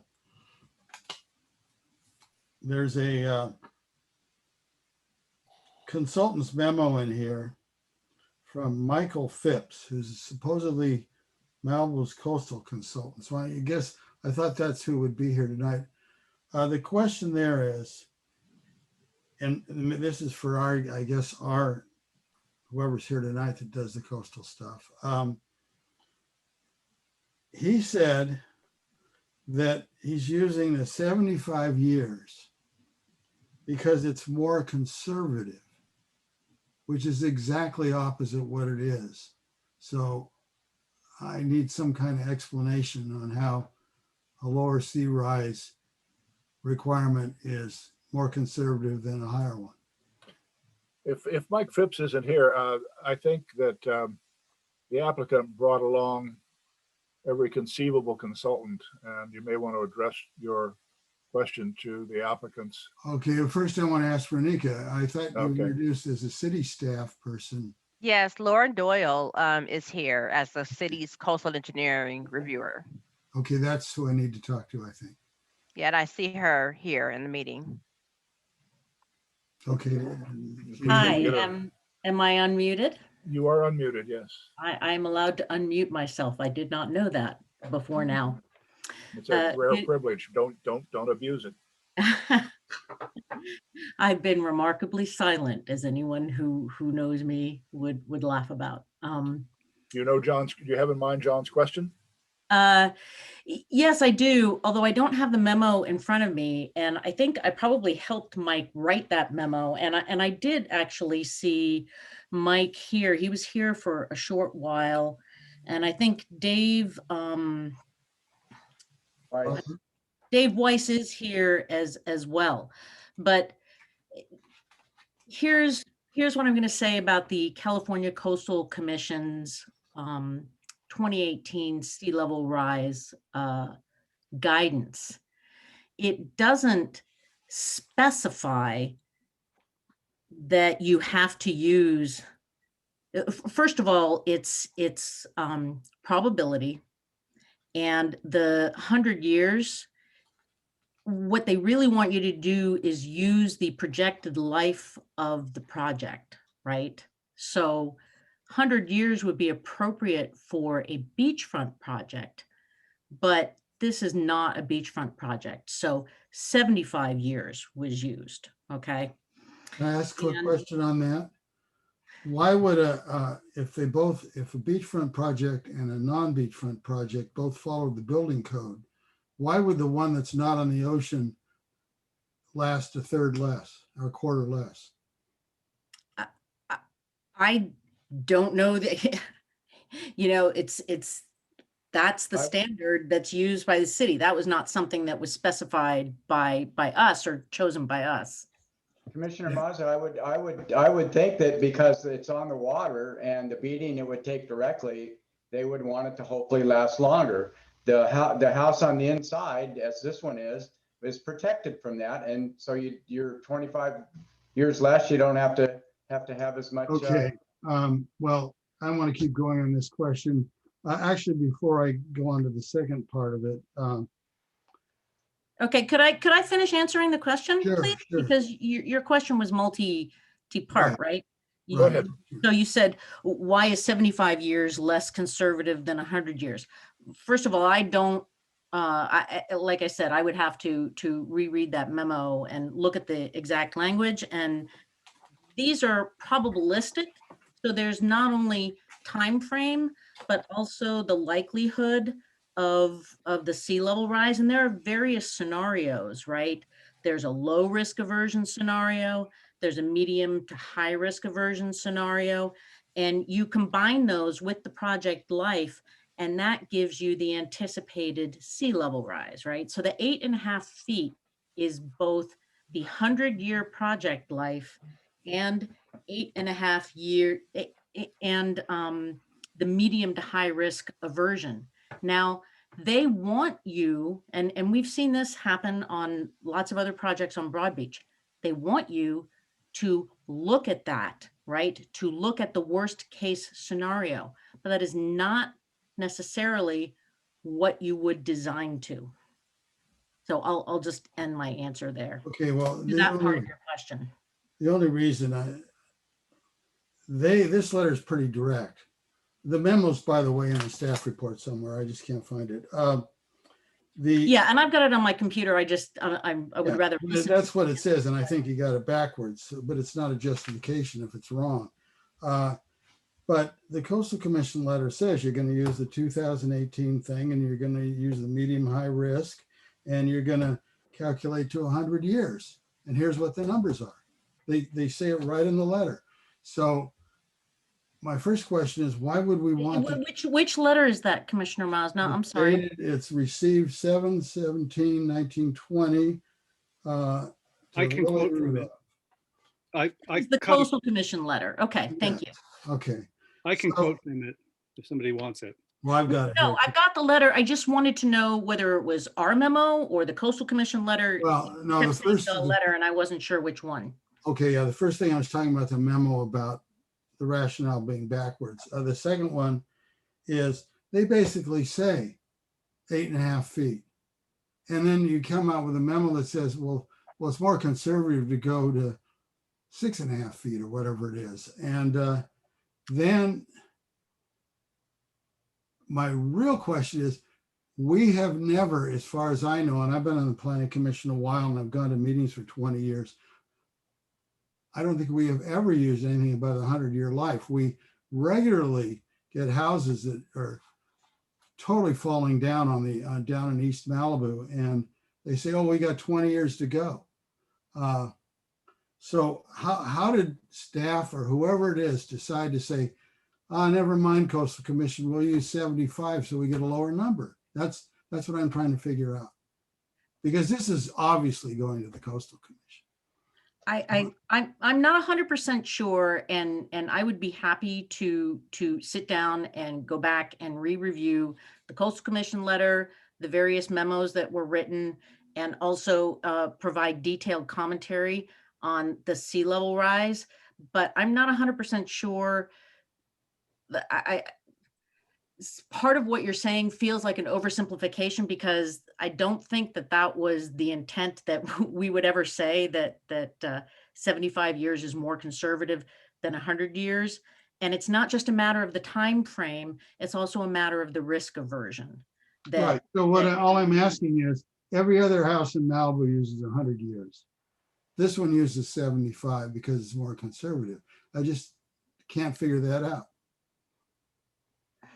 And so the question is, more conservative is 100 years, isn't it? It comes up with a higher number. Okay, it doesn't look like we're going to have an answer to this. Okay. So But that's going to be a major problem for me. Well, Okay. I just feel like that's a mischaracterization. I'm not sure that I would have to go back and reread everything to make sure that I came to the same conclusion as you did, that that's what things are saying. But I will accept your representation there, that this is what the memos and everything said. Okay, thank I mean, you. I know it says 75 years, but I'm not sure that we would characterize 75 years as being more conservative than 100 years. It all depends on what risk aversion you're using too, combined with that. the memorandum, John, that you're quoting from, the Phipps memorandum, is basically responding to the David Weiss Right, it was our response. consultant. And I believe he's here, is he not? Is not? Maybe He may I'm have just saying. stepped away. I don't, he was here at the beginning of the meeting. and, Okay. He may All have right. stepped away. Oh, so you have, can you tell her where the letter is, that she can read it at some point? The letter is attachment 4 of the I've staff read them report. all, Okay. but I'll pull it up. Okay, I'll drop it and we'll go on, but I'm just saying that's a real problem because it won't pass coastal. Okay, let's go on. Nobody? I Did you do want- see David Wise want in the me- room, Did if you want that me to would say help. something or not? Yeah, there he is. Can Pardon? you, You know, Mr. Weiss? Okay. My name is Dave Weiss, and I've done coastal engineering reports in Malibu since the late 1970s. The reason you have to take a look at the history of the reports of this project. First of all, the first report we did was before we were told that we had to use the 2018 guidelines. Up to that time, the guideline was for Malibu 2 feet of sea level rise. That was arrived at in a meeting with the city coastal engineer, the city geologist, the city public works department, and the city building department and all of the coastal engineers that do work in the Malibu area. After we wrote this report, it was the first report that was brought up that, okay, you've got to use this 2018 guideline. And there was no other requirement. And we were left to pick the risk aversion that made sense. And we picked the low risk aversion because we figured what is the risk status of the structure. If you're designing a nuclear power plant in the civic center, you use the high risk aversion or you use the HXX aversion. This is a house. The building code places a single family dwelling one level above a chicken coop. Therefore, we picked the lower version, which made sense for 4 feet of sea level rise. Okay. Once we did that, we were then told, well, you got to worry about the ocean coming around from the east. Well, I've never seen the waves come around from the east onto Malibu Colony Road, but if that's what you want, that's what you got. And we came up with an analysis for that. And we picked the 75-year analysis for that because there's nothing in the city documents that say you have to use 100 years lifespan for a structure that's not on the beach or not on a cliff. As a matter of fact, I'm not quite sure if there's anything in the city documents that has a required lifespan for houses not on the beach or not on a cliff. Be that as it may, we picked 75 years because that's what the Coastal Commission was pushing on various other projects. So we used 75 years sea level rise, and that's how we came up with what we came up with. Okay, well, the letter clearly states 2018, 100 years. So have we ever in Malibu ever used, and this is also for Richard, Richard, number one, stay on the line, Dave, but Richard, have we ever used 75 years on anything in Malibu? Lauren, Lauren, if I could have you also verify that, because I think you've been doing this for a while, so we can make sure we unmute her. I know that we have looked at other structures in the past and looked at remodels and come up with estimates. But Lauren, for this, is this something totally unique? I saw her unmuted a minute ago. There she is. Right. Sorry. You know, I can't recall specifically, but I will tell you that 75 years, I do coastal engineering review for the County of Santa Barbara, and 75 years is their project lifespan for ours, right, Richard? For coastal, but I can't, Richard, I can't recall any the specific guidelines. I just know that when you're looking at the beachfront, it's the 100-year. Right. The LIP has 100-year, correct, Lauren, for beachfront? David, right? David, have you ever designed another wave upright study using a 75-year life in Malibu? Say that again, I didn't hear. Have you ever done a wave uprush study that was based on 75 years? No, because the wave uprush studies we've done have been projects on the beach. This project is not on the beach. You know, you said you just read something that said you have to use 100-year lifespan. What is the document you're looking at? Coastal Commission letter dated 7/17/1920. I'm sorry, it's what? Coastal Commission letter to Lily Rudolph dated 7/17/2020. 2000 what? 2020. 2000? Okay. Now, my question is, for what project? This project specifically. For this project? Because I haven't seen a letter from the Coastal Commission on this project. Well, there is one. It's in the staff report. I don't know. Where's it in the staff report, John? What? That's what I was going to ask. Where is it in the staff report so I can find it? It's let's see here. It's right after a letter from Newsman LLP. And well, it's a little bit after a bunch of photographs of the lighting. It's about well, it's the second thing after that. First you have a letter from Newsman, and then you have a letter from the Coastal Commission. I'm going to take a minute and look through my computer because I can't sort through 380-page document efficiently. So Yeah, I don't know. Renee can maybe tell you what the page number is on the PDF, but I don't know. I'm not aware of the Coastal Commission ever writing a letter on this project, a comment letter. Well, you have it. It's in the staff report. It's dated July 17, 2020. It says subject coastal development variance number But you said it's addressed to Lily Rudolph? Yeah, 19. That must, what address? I don't think that's for this project. Let me, I'll pull up I the don't know why it's PDF. in here then, but Somebody who's got the staff report on PDF, do a search. I just found it. I just found it. Is this being confused with the project on Broad Beach at the mouth of the creek? I just found it. If it was, you hear from me here? Yeah. This was included, well, it's on PDF. 336. 336, yeah. And it was written on the Klein project. I'm trying to ascertain why it's included in this file. Where's the Klein project? On Trancas Creek.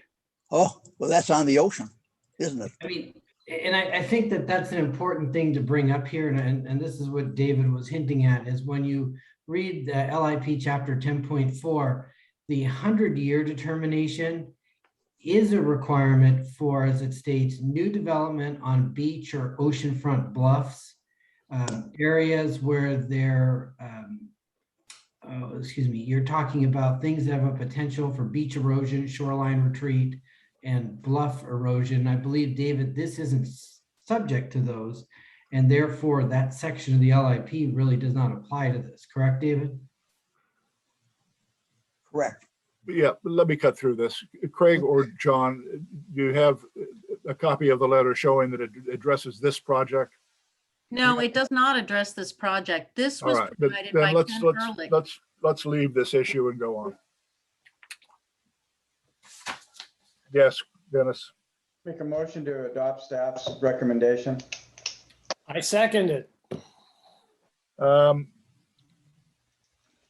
Would you accept a friendly amendment that that the approval is subject to the applicant obtaining the letter from Fish and Game, or preliminary Fish and Game approval as required by LIP section 4.4.1, or a determination by the planning director that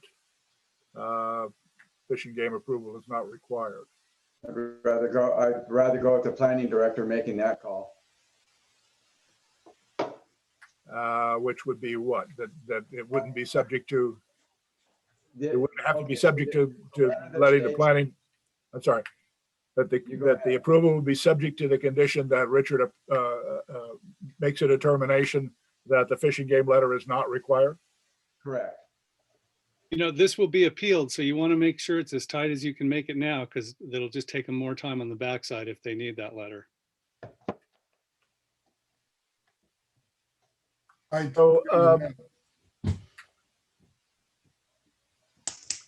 Yeah, I'm a little concerned about this because, I'm sorry, I've lost you, Dennis. I can't, you speak up. I was just going to say to Director Malika, what's your gut there?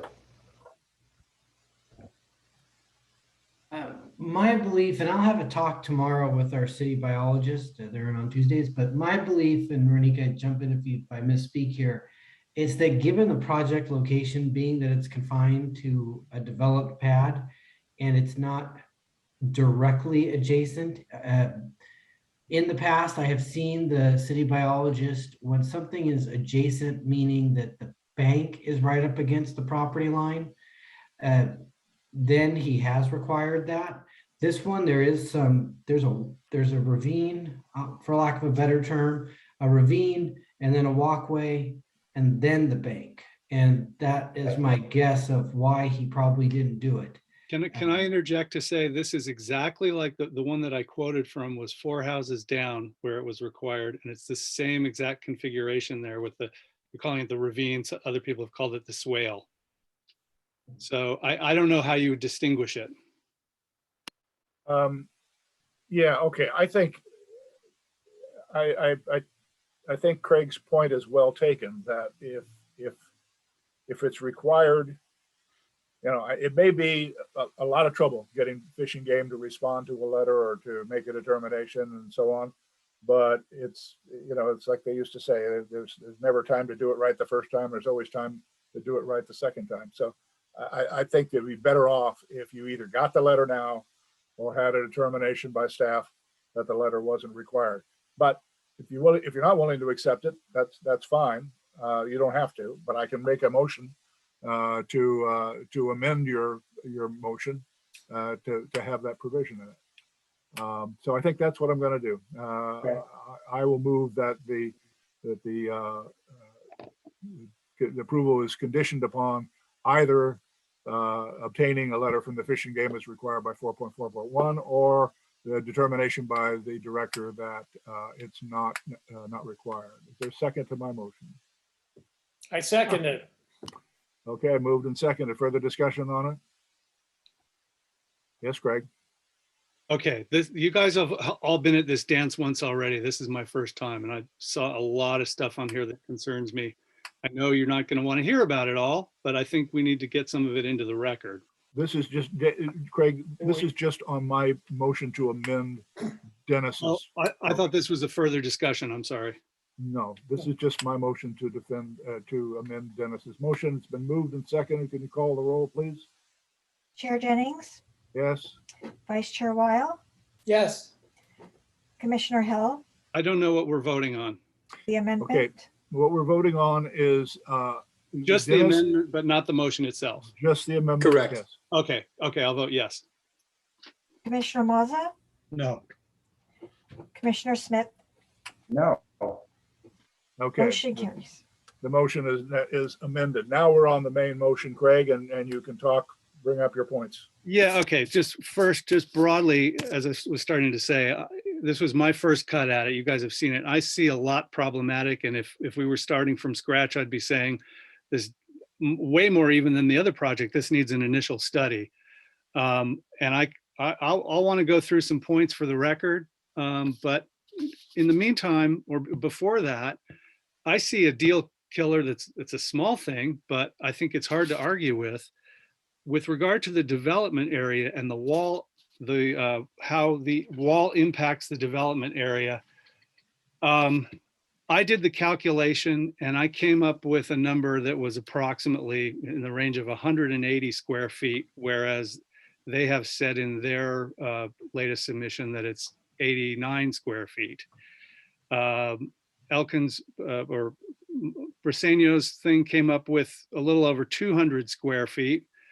So I looked at that calculation and then I noticed also that two things. The wall that they just represented as being not part of this property is indeed exactly part of this property. It's the wall on the west side is on site plan A 1.1. It's part of the show here. And so you've got at least 180 square feet, not 89. That puts you over the limit. And in fact, site survey CE2 shows the walls as impermeable of 185 square feet.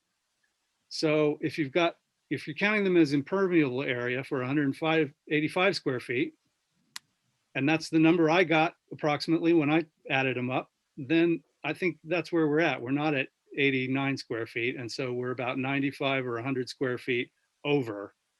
So that, it's 100 square feet maybe, but that in itself sends them back to the drawing board right there.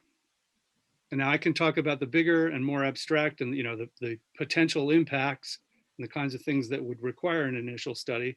But I think whatever your point of view on this, you want to take into account that they've added up the area on the wall incorrectly. Any Right. comment on that before I proceed? In general, single family homes are exempt from initial studies, aren't they? Richard? Yes, generally speaking, unless there's something really unique about it. But correct, CEQA does provide for an exemption for one single family home. Okay, that's fair. Not, and on the development area also though, then, so we've got that wall thing, I think that hangs it up right there, but a bigger deal on the development area is that they're proposing to put a foot of fill throughout basically the whole lot, almost the whole lot. And that's being held in by that wall. So they're creating this island that we've talked about. And that's grading. That fill is grading, and grading under the LIP definition of development area counts. And the only exception is if you can exclude if it's not feasible from an engineering standpoint, then you don't have to count it. But from an engineering standpoint, you could do it here without filling the whole lot, because you could put the house on piles. You could just treat it like, I mean, we're seeing this 8.5-foot sea rise, et cetera, et cetera. The base elevation of the bottom floor of this house is 9 feet above sea level. So we're looking at, if it's not a beach house, it is a virtual or de facto beach house, in that it's at 9 feet floor elevation, and we've got an 8.5 sea rise that we have to account for. And in the hearing, Mike Phipps last time talked about what went into that number, and he said, we've got sea rise in there and we've accounted for a king tide, but there was no mention ever of storm surge, which we have treated as being 2 feet in past applications here. So what I see now is 10.5 feet of anticipated sea and storm there, with a 9-foot basement floor. It's a virtual beach house. It should be on piles. So because of that option, I think that you have to look at the development area and say, all this fill here is grading that's not allowed. And that, or maybe it's allowed, but it's too much development area, is my point. It's basically 100% development area, not 25%.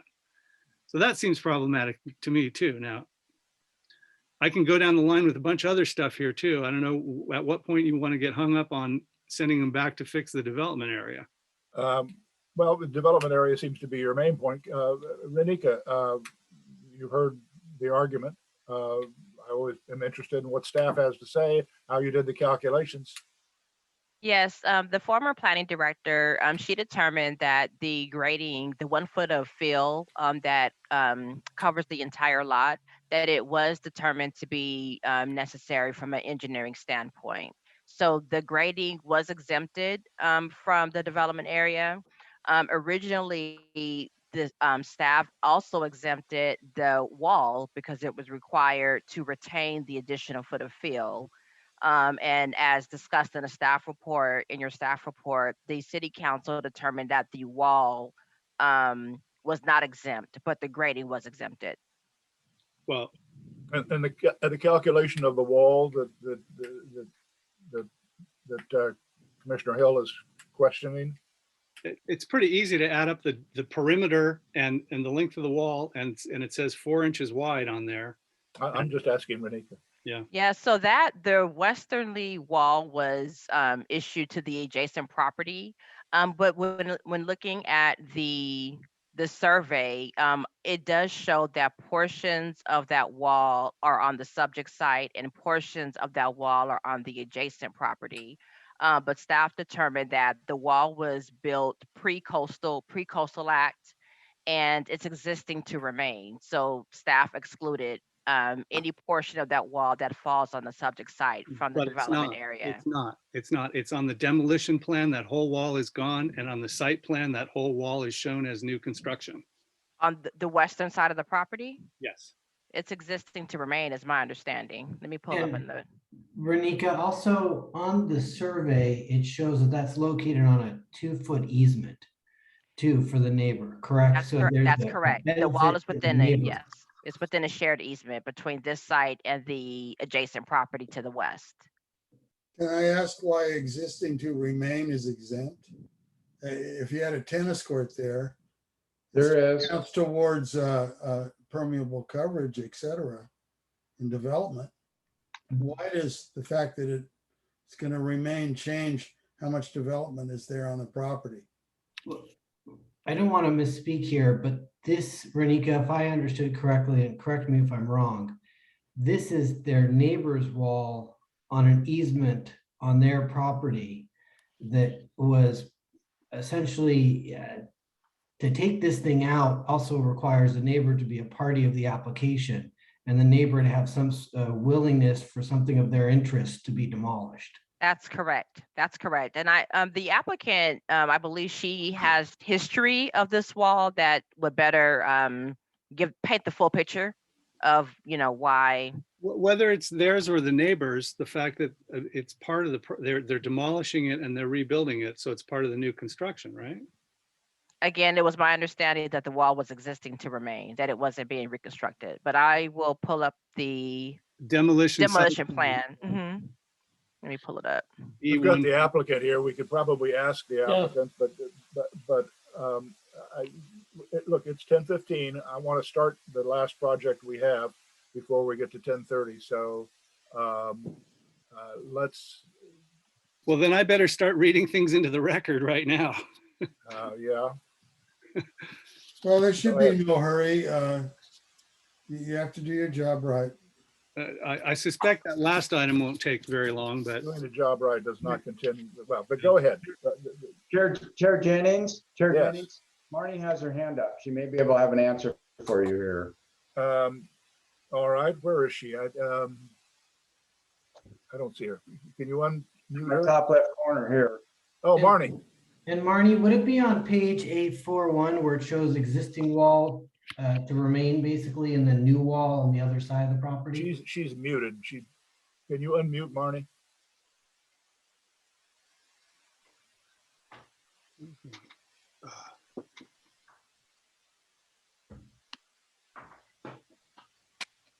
Thank you. There we go. Thank you. Thank you. Thank you. Yes, there is an existing property line wall that will remain. Can you hear me? Got it. Yeah, thank you. Thank you. And it was built in 1972. All right. And it you have more you want to say, Craig? Or yeah, that's not what the application we have in front of us, but nonetheless.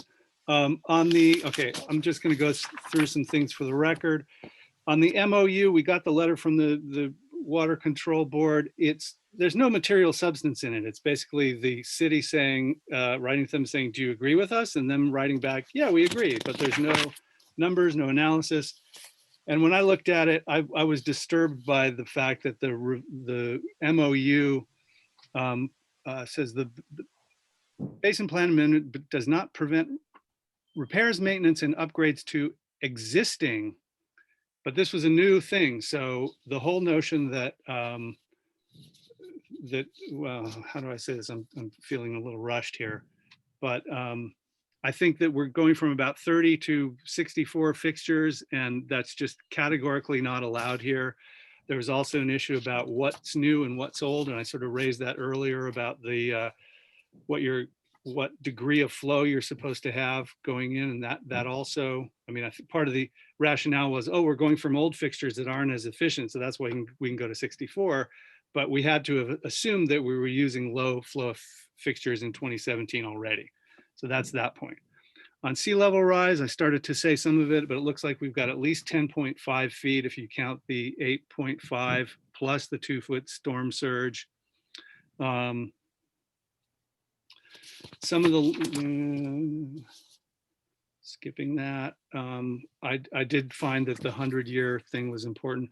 On the creek flooding, I asked these questions. We also don't have any numbers on what that might contribute. And you have to figure when there's a storm surge, there's a storm, that's likely there's a high correlation with you're going to get some flooding in the creek if it's a rain kind of thing. So those would come together. We don't have any numbers on what to expect when the Ringe Dam is removed as planned. I could speculate all over the place, but we need to know that. We don't have any number adding to when there is a big brush fire that leads to unusually large runoff. If you imagine Trancas Creek after the Woolsey fire, we're going to have those big fires up in, you know, in the watershed. How would you begin to calculate what the removal of the Ringe Dam would Well, result in? that's what the Army Corps of Engineers is for. And I imagine that number has already been figured out because they've been looking at the sedimentation and, you know, what the expected flow would be. And I bet that's all on paper somewhere. They approved the whole project. The whole thing has been approved. It's at the level now where the Office of Management and Budget has to look at it to actually fund it. Okay, I don't want to take up your time. Go ahead. Yeah. The floodgates definitely are, would be a shoreline protective device as they've been defined, but part of the problem is that they haven't been defined. There's no plan for them. They're talking about maybe just using sandbags. That's problematic when we have water this high. There's a question about what does the wall, we've talked a little bit about the wall and the fill as being an island. I accept the comment that was raised in response to my concern that this isn't a cork blocking off the flow to the flow from the colony, but it is also part of, it's contiguous to the fill that was dumped in the delta, the lagoon delta that has been solidified there and planted. And that in itself is part of what's causing the Adamson House, because the stream needs to meander throughout that whole delta from left to right. And we've basically locked off the whole western end of the delta. And so all the stream motion is now coming to the eastern end. So that's something to look at. Fish and Game, we got that. CEQA review.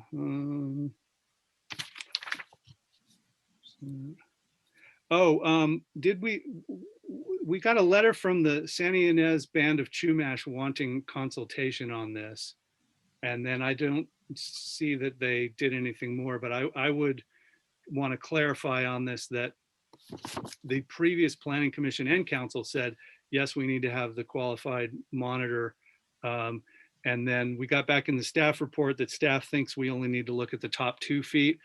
I would argue sort of the opposite, that the top 2 feet they're disturbed and we're not likely to find anything. But when we go deeper, if there's anything historical in there, it would only be deeper because the top layers would have been washed and moved more recently in time. But if there's something deeper, it might conceivably still be there. So I would. David Weil and his children probably removed it. But I hope you find some of the toys that we left there. We'll find your Arrowhead collection, right? So I would recommend using the same language that they used on the lagoon restoration monitoring plan. And you can look it up there. It's 2 lines. Special condition requires the applicant to have a qualified archaeologist, plural, and appropriate Native American consultants, plural, present on site during all restoration activities which occur within or adjacent to the archaeological sites, and to document work and to halt work if necessary. That's what they did on the lagoon. We're next to the lagoon. We might as well do the same thing. So are you making a motion to add that? So that would be an addition, yeah, or at least a clarification that it's not just the top 2 feet. Your people who made the motion have to accept it. Yeah. I'll second it if you want to make that motion. I'll make that friendly amendment. It's not, unless Dennis wants to accept it. This is your motion, isn't it, Dennis, originally? Yes. Yeah. Unless Dennis wants to accept it, then you have to vote on whether the commission will accept it or not. Yeah, keep in mind that this mouth right here is like the preeminent historical Chumash site. So we want to not waste that. You made the motion. Do you wish? On it. All right, then let's call the roll. I have a question. How does what you're proposing differ from the condition that's already in there about requiring archaeology? Staff said, let's limit it to the top 2 feet. And my thought is that doesn't help us at all, because there will be nothing in the top 2 feet. It's going to be something deeper when we do the basement. But so you're saying have the archaeologists there the entire time they're doing any geological movement? Any excavation, per the language that they used on the lagoon. Okay, so call the roll, please. Commissioner Hill, I think I'm saying yes to this, right? This is your amendment, yes. Yeah. Commissioner Maza, Yes. Commissioner Smith, No. Oh, Vice Chair Weil, No. Chair Jennings, No, motion fails. Okay. motion fails. A motion Okay. to amend fails. bring on the ghosts. That it? Yeah, I believe so. I'd like John to, has his hand up. John? I just want to put in the record that it was brought up that draining the property to the street causes a problem on a street that already is known to flood. So I would like to ask that some provision that Public Works looks at it, or may put that in the record that we don't Public Works is contribute. gonna look at it anyway. What? Public Works looks at all these projects. When you go to building and safety, believe me. Chair Jennings, Marnie has her hand up again. Marnie, do you have a response to, you ever? Okay, look, I'm gonna ask you if you have anything to do with the diversion of water onto the street, that issue alone. I do. There she is. All right, speak I to it. do. All the colony projects on the north side are supposed to drain to the road. That's the drainage pattern. That is the proper drainage pattern. There are catch basins on the road that go through easements between properties to the park property on the north. That's how you filter your runoff before it goes to the state property, is to take it to the road by sloping your property properly and filtering it. It's the normal, it's the proper drainage pattern. And that's Okay. why. Thank you, Marnie. All right, so I want to make sure that your motion, Dennis, also includes the changes that Renika brought up at the beginning of her presentation, the changes to the findings, and in addition, the correction to the changes to the finding that Craig mentioned when he talked to her. That your motion includes all of that, right? Correct. And the seconder was David? Yes. Yes, and you're in agreement with that. Yes. All right, is there further amendments or discussion, or can we call a roll on this? Hearing none, let's call a roll. Commissioner Smith, Yes. Vice Chair Weil, Yes. Chair Jennings, Yes. Commissioner Hell, No. Commissioner Maza, No. motion All right, that carries. concludes item 5A. We're now on to item 5B. It's 10:25 or so. Item 5B is coastal development permit for the property at 23,325. No, sorry, excuse me. 5B is for the property at 28,305 via Acero Street. Can we have a staff report, please?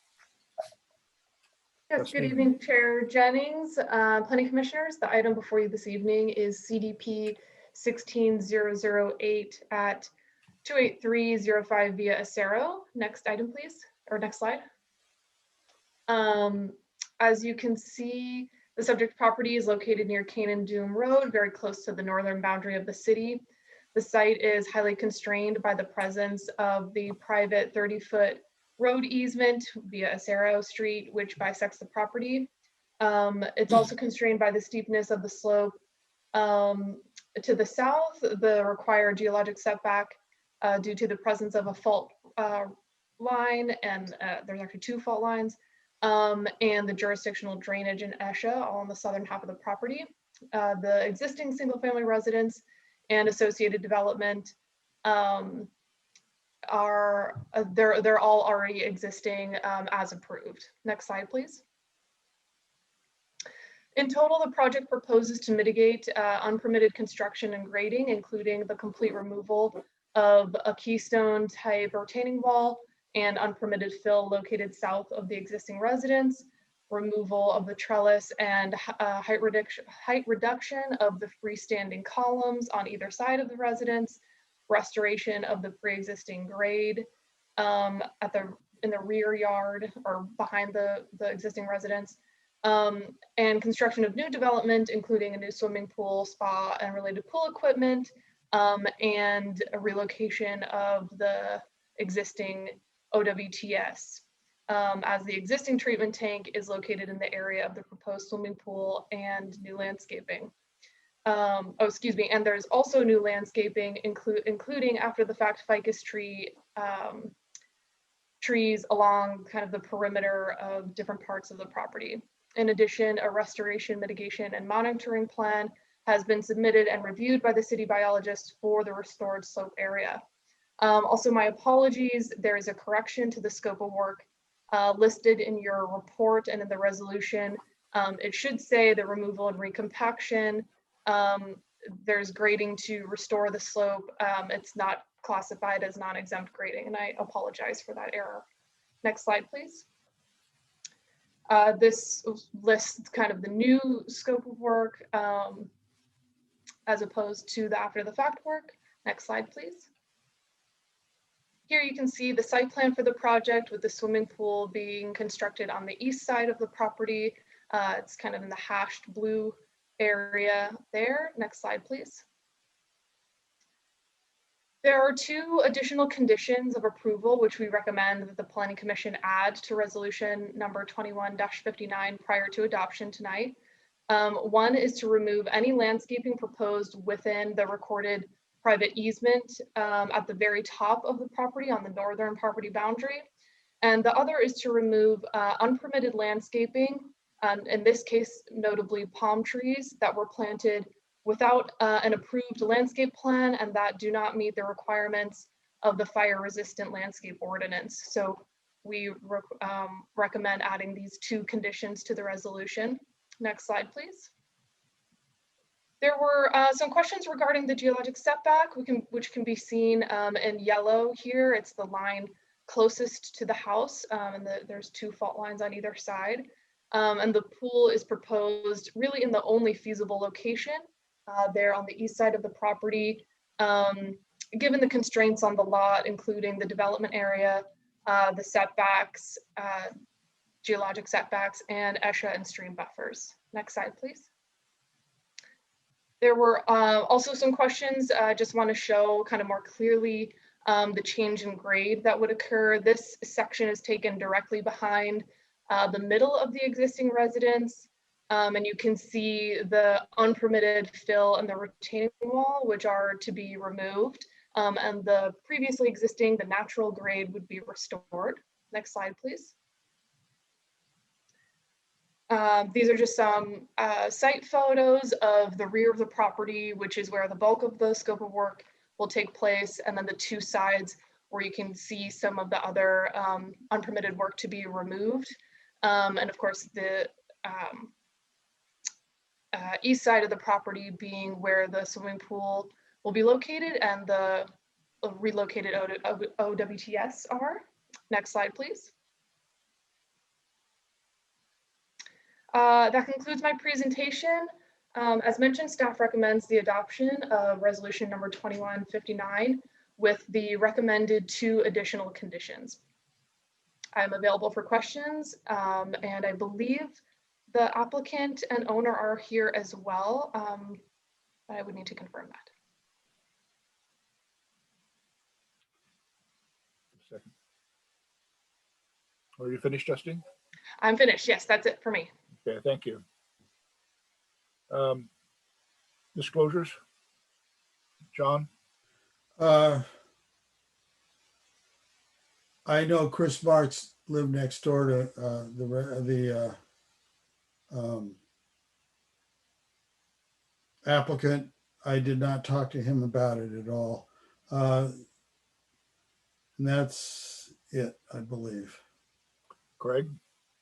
I tried to arrange a visit, but was effectively denied. They said I could come sometime this afternoon, and that doesn't work for me from the east end of Malibu on project day. I'm busy, so that kind of bothered me, and I think I can see my way through this, but we'll see how it goes. John? I forgot one. Rabbi Kunin called me to give the applicant a reference. I didn't talk about the project because references shouldn't be considered. David? That's confusing. I was at the site today at the same time that Dennis was and met with the applicant and the owner, but we didn't discuss anything that isn't in the report. Dennis? I was at the site with Commissioner Weil and the owner and the applicant and didn't learn anything that's not already in the report. Okay. I discussed his situation with Mr. Brueggemann several years ago now, probably 8 or 9 years ago, but I haven't had any contact since then, and nothing with regard to this project. Okay, so let's open the public hearing. Let's get that out of the way. Kathleen, who have we got? We just have the applicant team of Valerie and Hayim Alone and Joseph and Pamela Boganim. Okay, let's open up whoever wants to go first. I believe it's going to be Hayim Alone. Okay. You have 15 minutes for the applicant team. That includes the applicant and you. You can use all of it or as much of it as you wish. If it doesn't look like there's any other speakers, but if you want to reserve some time for rebuttal, you can do that. You want to reset it for 15 instead of 14:44, please, Kathleen. Yes. And Mr. Alon, you're free to go. Can you hear me?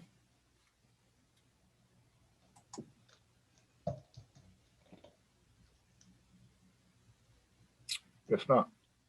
Now he's muted. They are muted. Now, can you hear me now? Because we cannot hear you.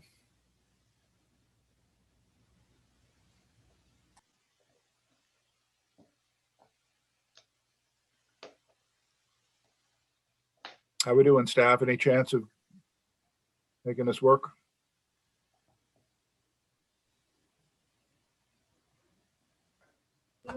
I don't know if Alex can.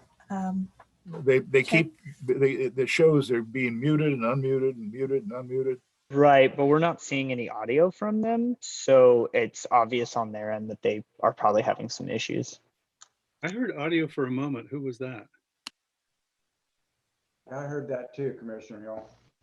It may have been him, but it may have been them, but you'll see the audio pop in the microphone if it is them. Like as I talk, you can see mine going up and down, and I haven't seen that yet. I figure they're having problems on their end.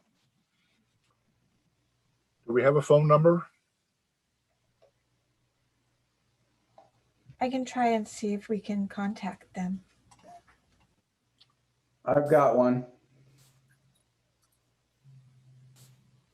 Why don't you try? I believe I have that number as well, so I'll give them a try on my end here. Okay. Is there a number where they can call in? If they can't make their computer work?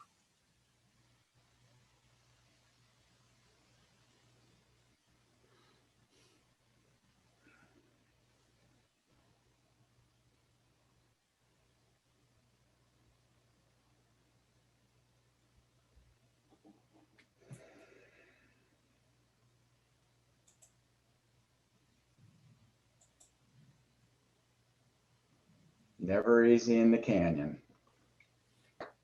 This is why we need to go to real meetings. Did I get my guitar? Can we ask a staff question while we're waiting? Sure, why don't we do that? Okay, I'm just wondering about the ficus trees.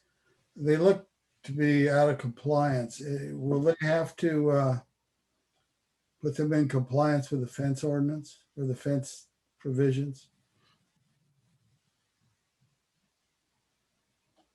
Which provisions are you thinking of specifically? I mean, yes, Side yard 6 feet, front yard 42 inches. yes, and that is included as a condition, and I can find the number for you. Oh, okay, I believe you. Okay. Is the city attorney still around? All these years, I thought it was 8 feet on side yards. Is it No. 6 feet on side yards? 6 feet, yeah. Sure, Commissioner Mazza. Yes, question. Since they're proponents of the thing and we can't talk to them, could I make a motion to approve the project as staff recommends? Lee, And we close the public hearing? I mean, I think they would likely be happy with that. I apologize for saying this. I would give them just a few more minutes. Once again, not a lot. This is not something that this happens, but maybe another 1 to 2 minutes, maybe 5. And if we You tell me when and I'll make the motion. understood. Isn't this called looking a gift horse in the mouth here? Yeah, no kidding. Yeah, I mean, I have a Good call, question, Commissioner. yeah, I have a question for staff that the applicant might want to respond to. Maybe not. Maybe staff will answer it. Go ahead and ask your question. Okay, so these things are supposed to be, the house is set back 60 feet from the jurisdictional drainage, and isn't that supposed to be 100 feet? So this is sort of a grandfathering situation? There's no new development proposed less than 100 feet. Isn't the pool within 100 feet? If the house is 60 feet, then it seems like the pool is. I'd have to Pool's on check. the side, isn't it? But It's but just as close. the house was approved. I'd have to check this as well. With and it did go to ERB because of the constraints due on the lot, in particular the geologic setback. It was allowed to be closer, and I can double check the whatever that is, 2006 or 2005 staff report that approved the original house, if you want me to look into that while we Yeah, because I mean, it sort of seems like we're saying, well, the house is 60 and it should be 100, but we're kind of grandfathering that. And so we'll go ahead and put the pool where the house is too. And I don't know if that's permissible. It is permissible in that that's standard procedure of if it's within the development area and the existing disturbed area, we don't really count that against the property as exacerbating an existing condition, right? There's no new impacts, is what I'm trying to say. And then what is the significance of the fact that this whole shebang is between two fault lines that are running parallel and presumably interacting with each other in some, I mean, we're in the whole thing is in the fault zone, right? No implications of that? Well, so they're not, and I'm not a geologist, but I believe the two fault lines are not the same type of thing, and one is more related to landslides than the other. They were taken into consideration, of course, when the pool was reviewed. That's part of the reason why the pool is where it is, and where the house is where it is. And there's no issue. The reports are very clear that there's no issue of the pool exacerbating any of the existing hazards. So Commissioner Hill, the house is on piles and the pool's on piles. Okay, it looked to me like it's a toe and a headscarp of a fault, like, like Big Rock in miniature, but, far be it from me, I'm not a geologist either, but I just wanted to double check. David? I want to second Commissioner Mazza's motion. And then, I just want to be clear. I just want to be clear, Kathleen, we don't have anyone else for public comment? We do not. I did speak with the applicant and they're working, I believe they're working with Parker to be able to be heard. And so I think I believe that we've given him sufficient time, but Chair Jennings, the floor is yours. Yeah, wait a minute. The staff report, the staff has proposed 2 new conditions which weren't in the staff report. I don't know whether the applicant has seen those. I'm reluctant to. They have, and they're okay with those? Yes, they're totally fine with both conditions. All right. Well, in that case, we'll close the public hearing. And John's motion is, I'm sorry, what? Approve staff's recommendation. All right. Is there a second? Yeah. Just with Justine's amendments to it. Right. Yes, Craig. Amendment to add the condition that we suggest or impose some time deadline by which this has to be fixed, all the landscaping stuff. You want to offer that as an amendment? Yeah. I will, yeah. I mean, I don't know what it should be, but it seems like we don't want to just let this linger for a decade. He's waited 6 years. He's ready to go. Trust.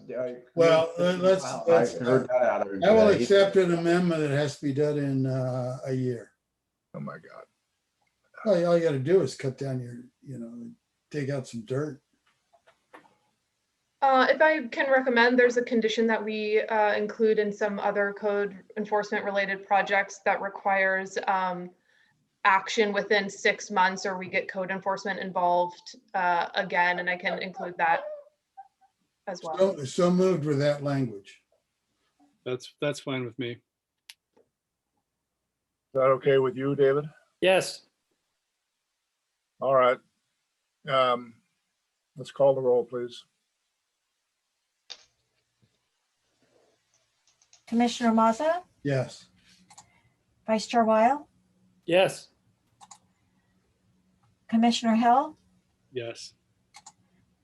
Commissioner Smith, Absolutely. Chair Jennings, Yes. motion Move we carries. adjourn. Yeah, we're gonna have to call the roll. My hope is that there ought to be a precondition for serving on this commission that you actually had to build a house of your own.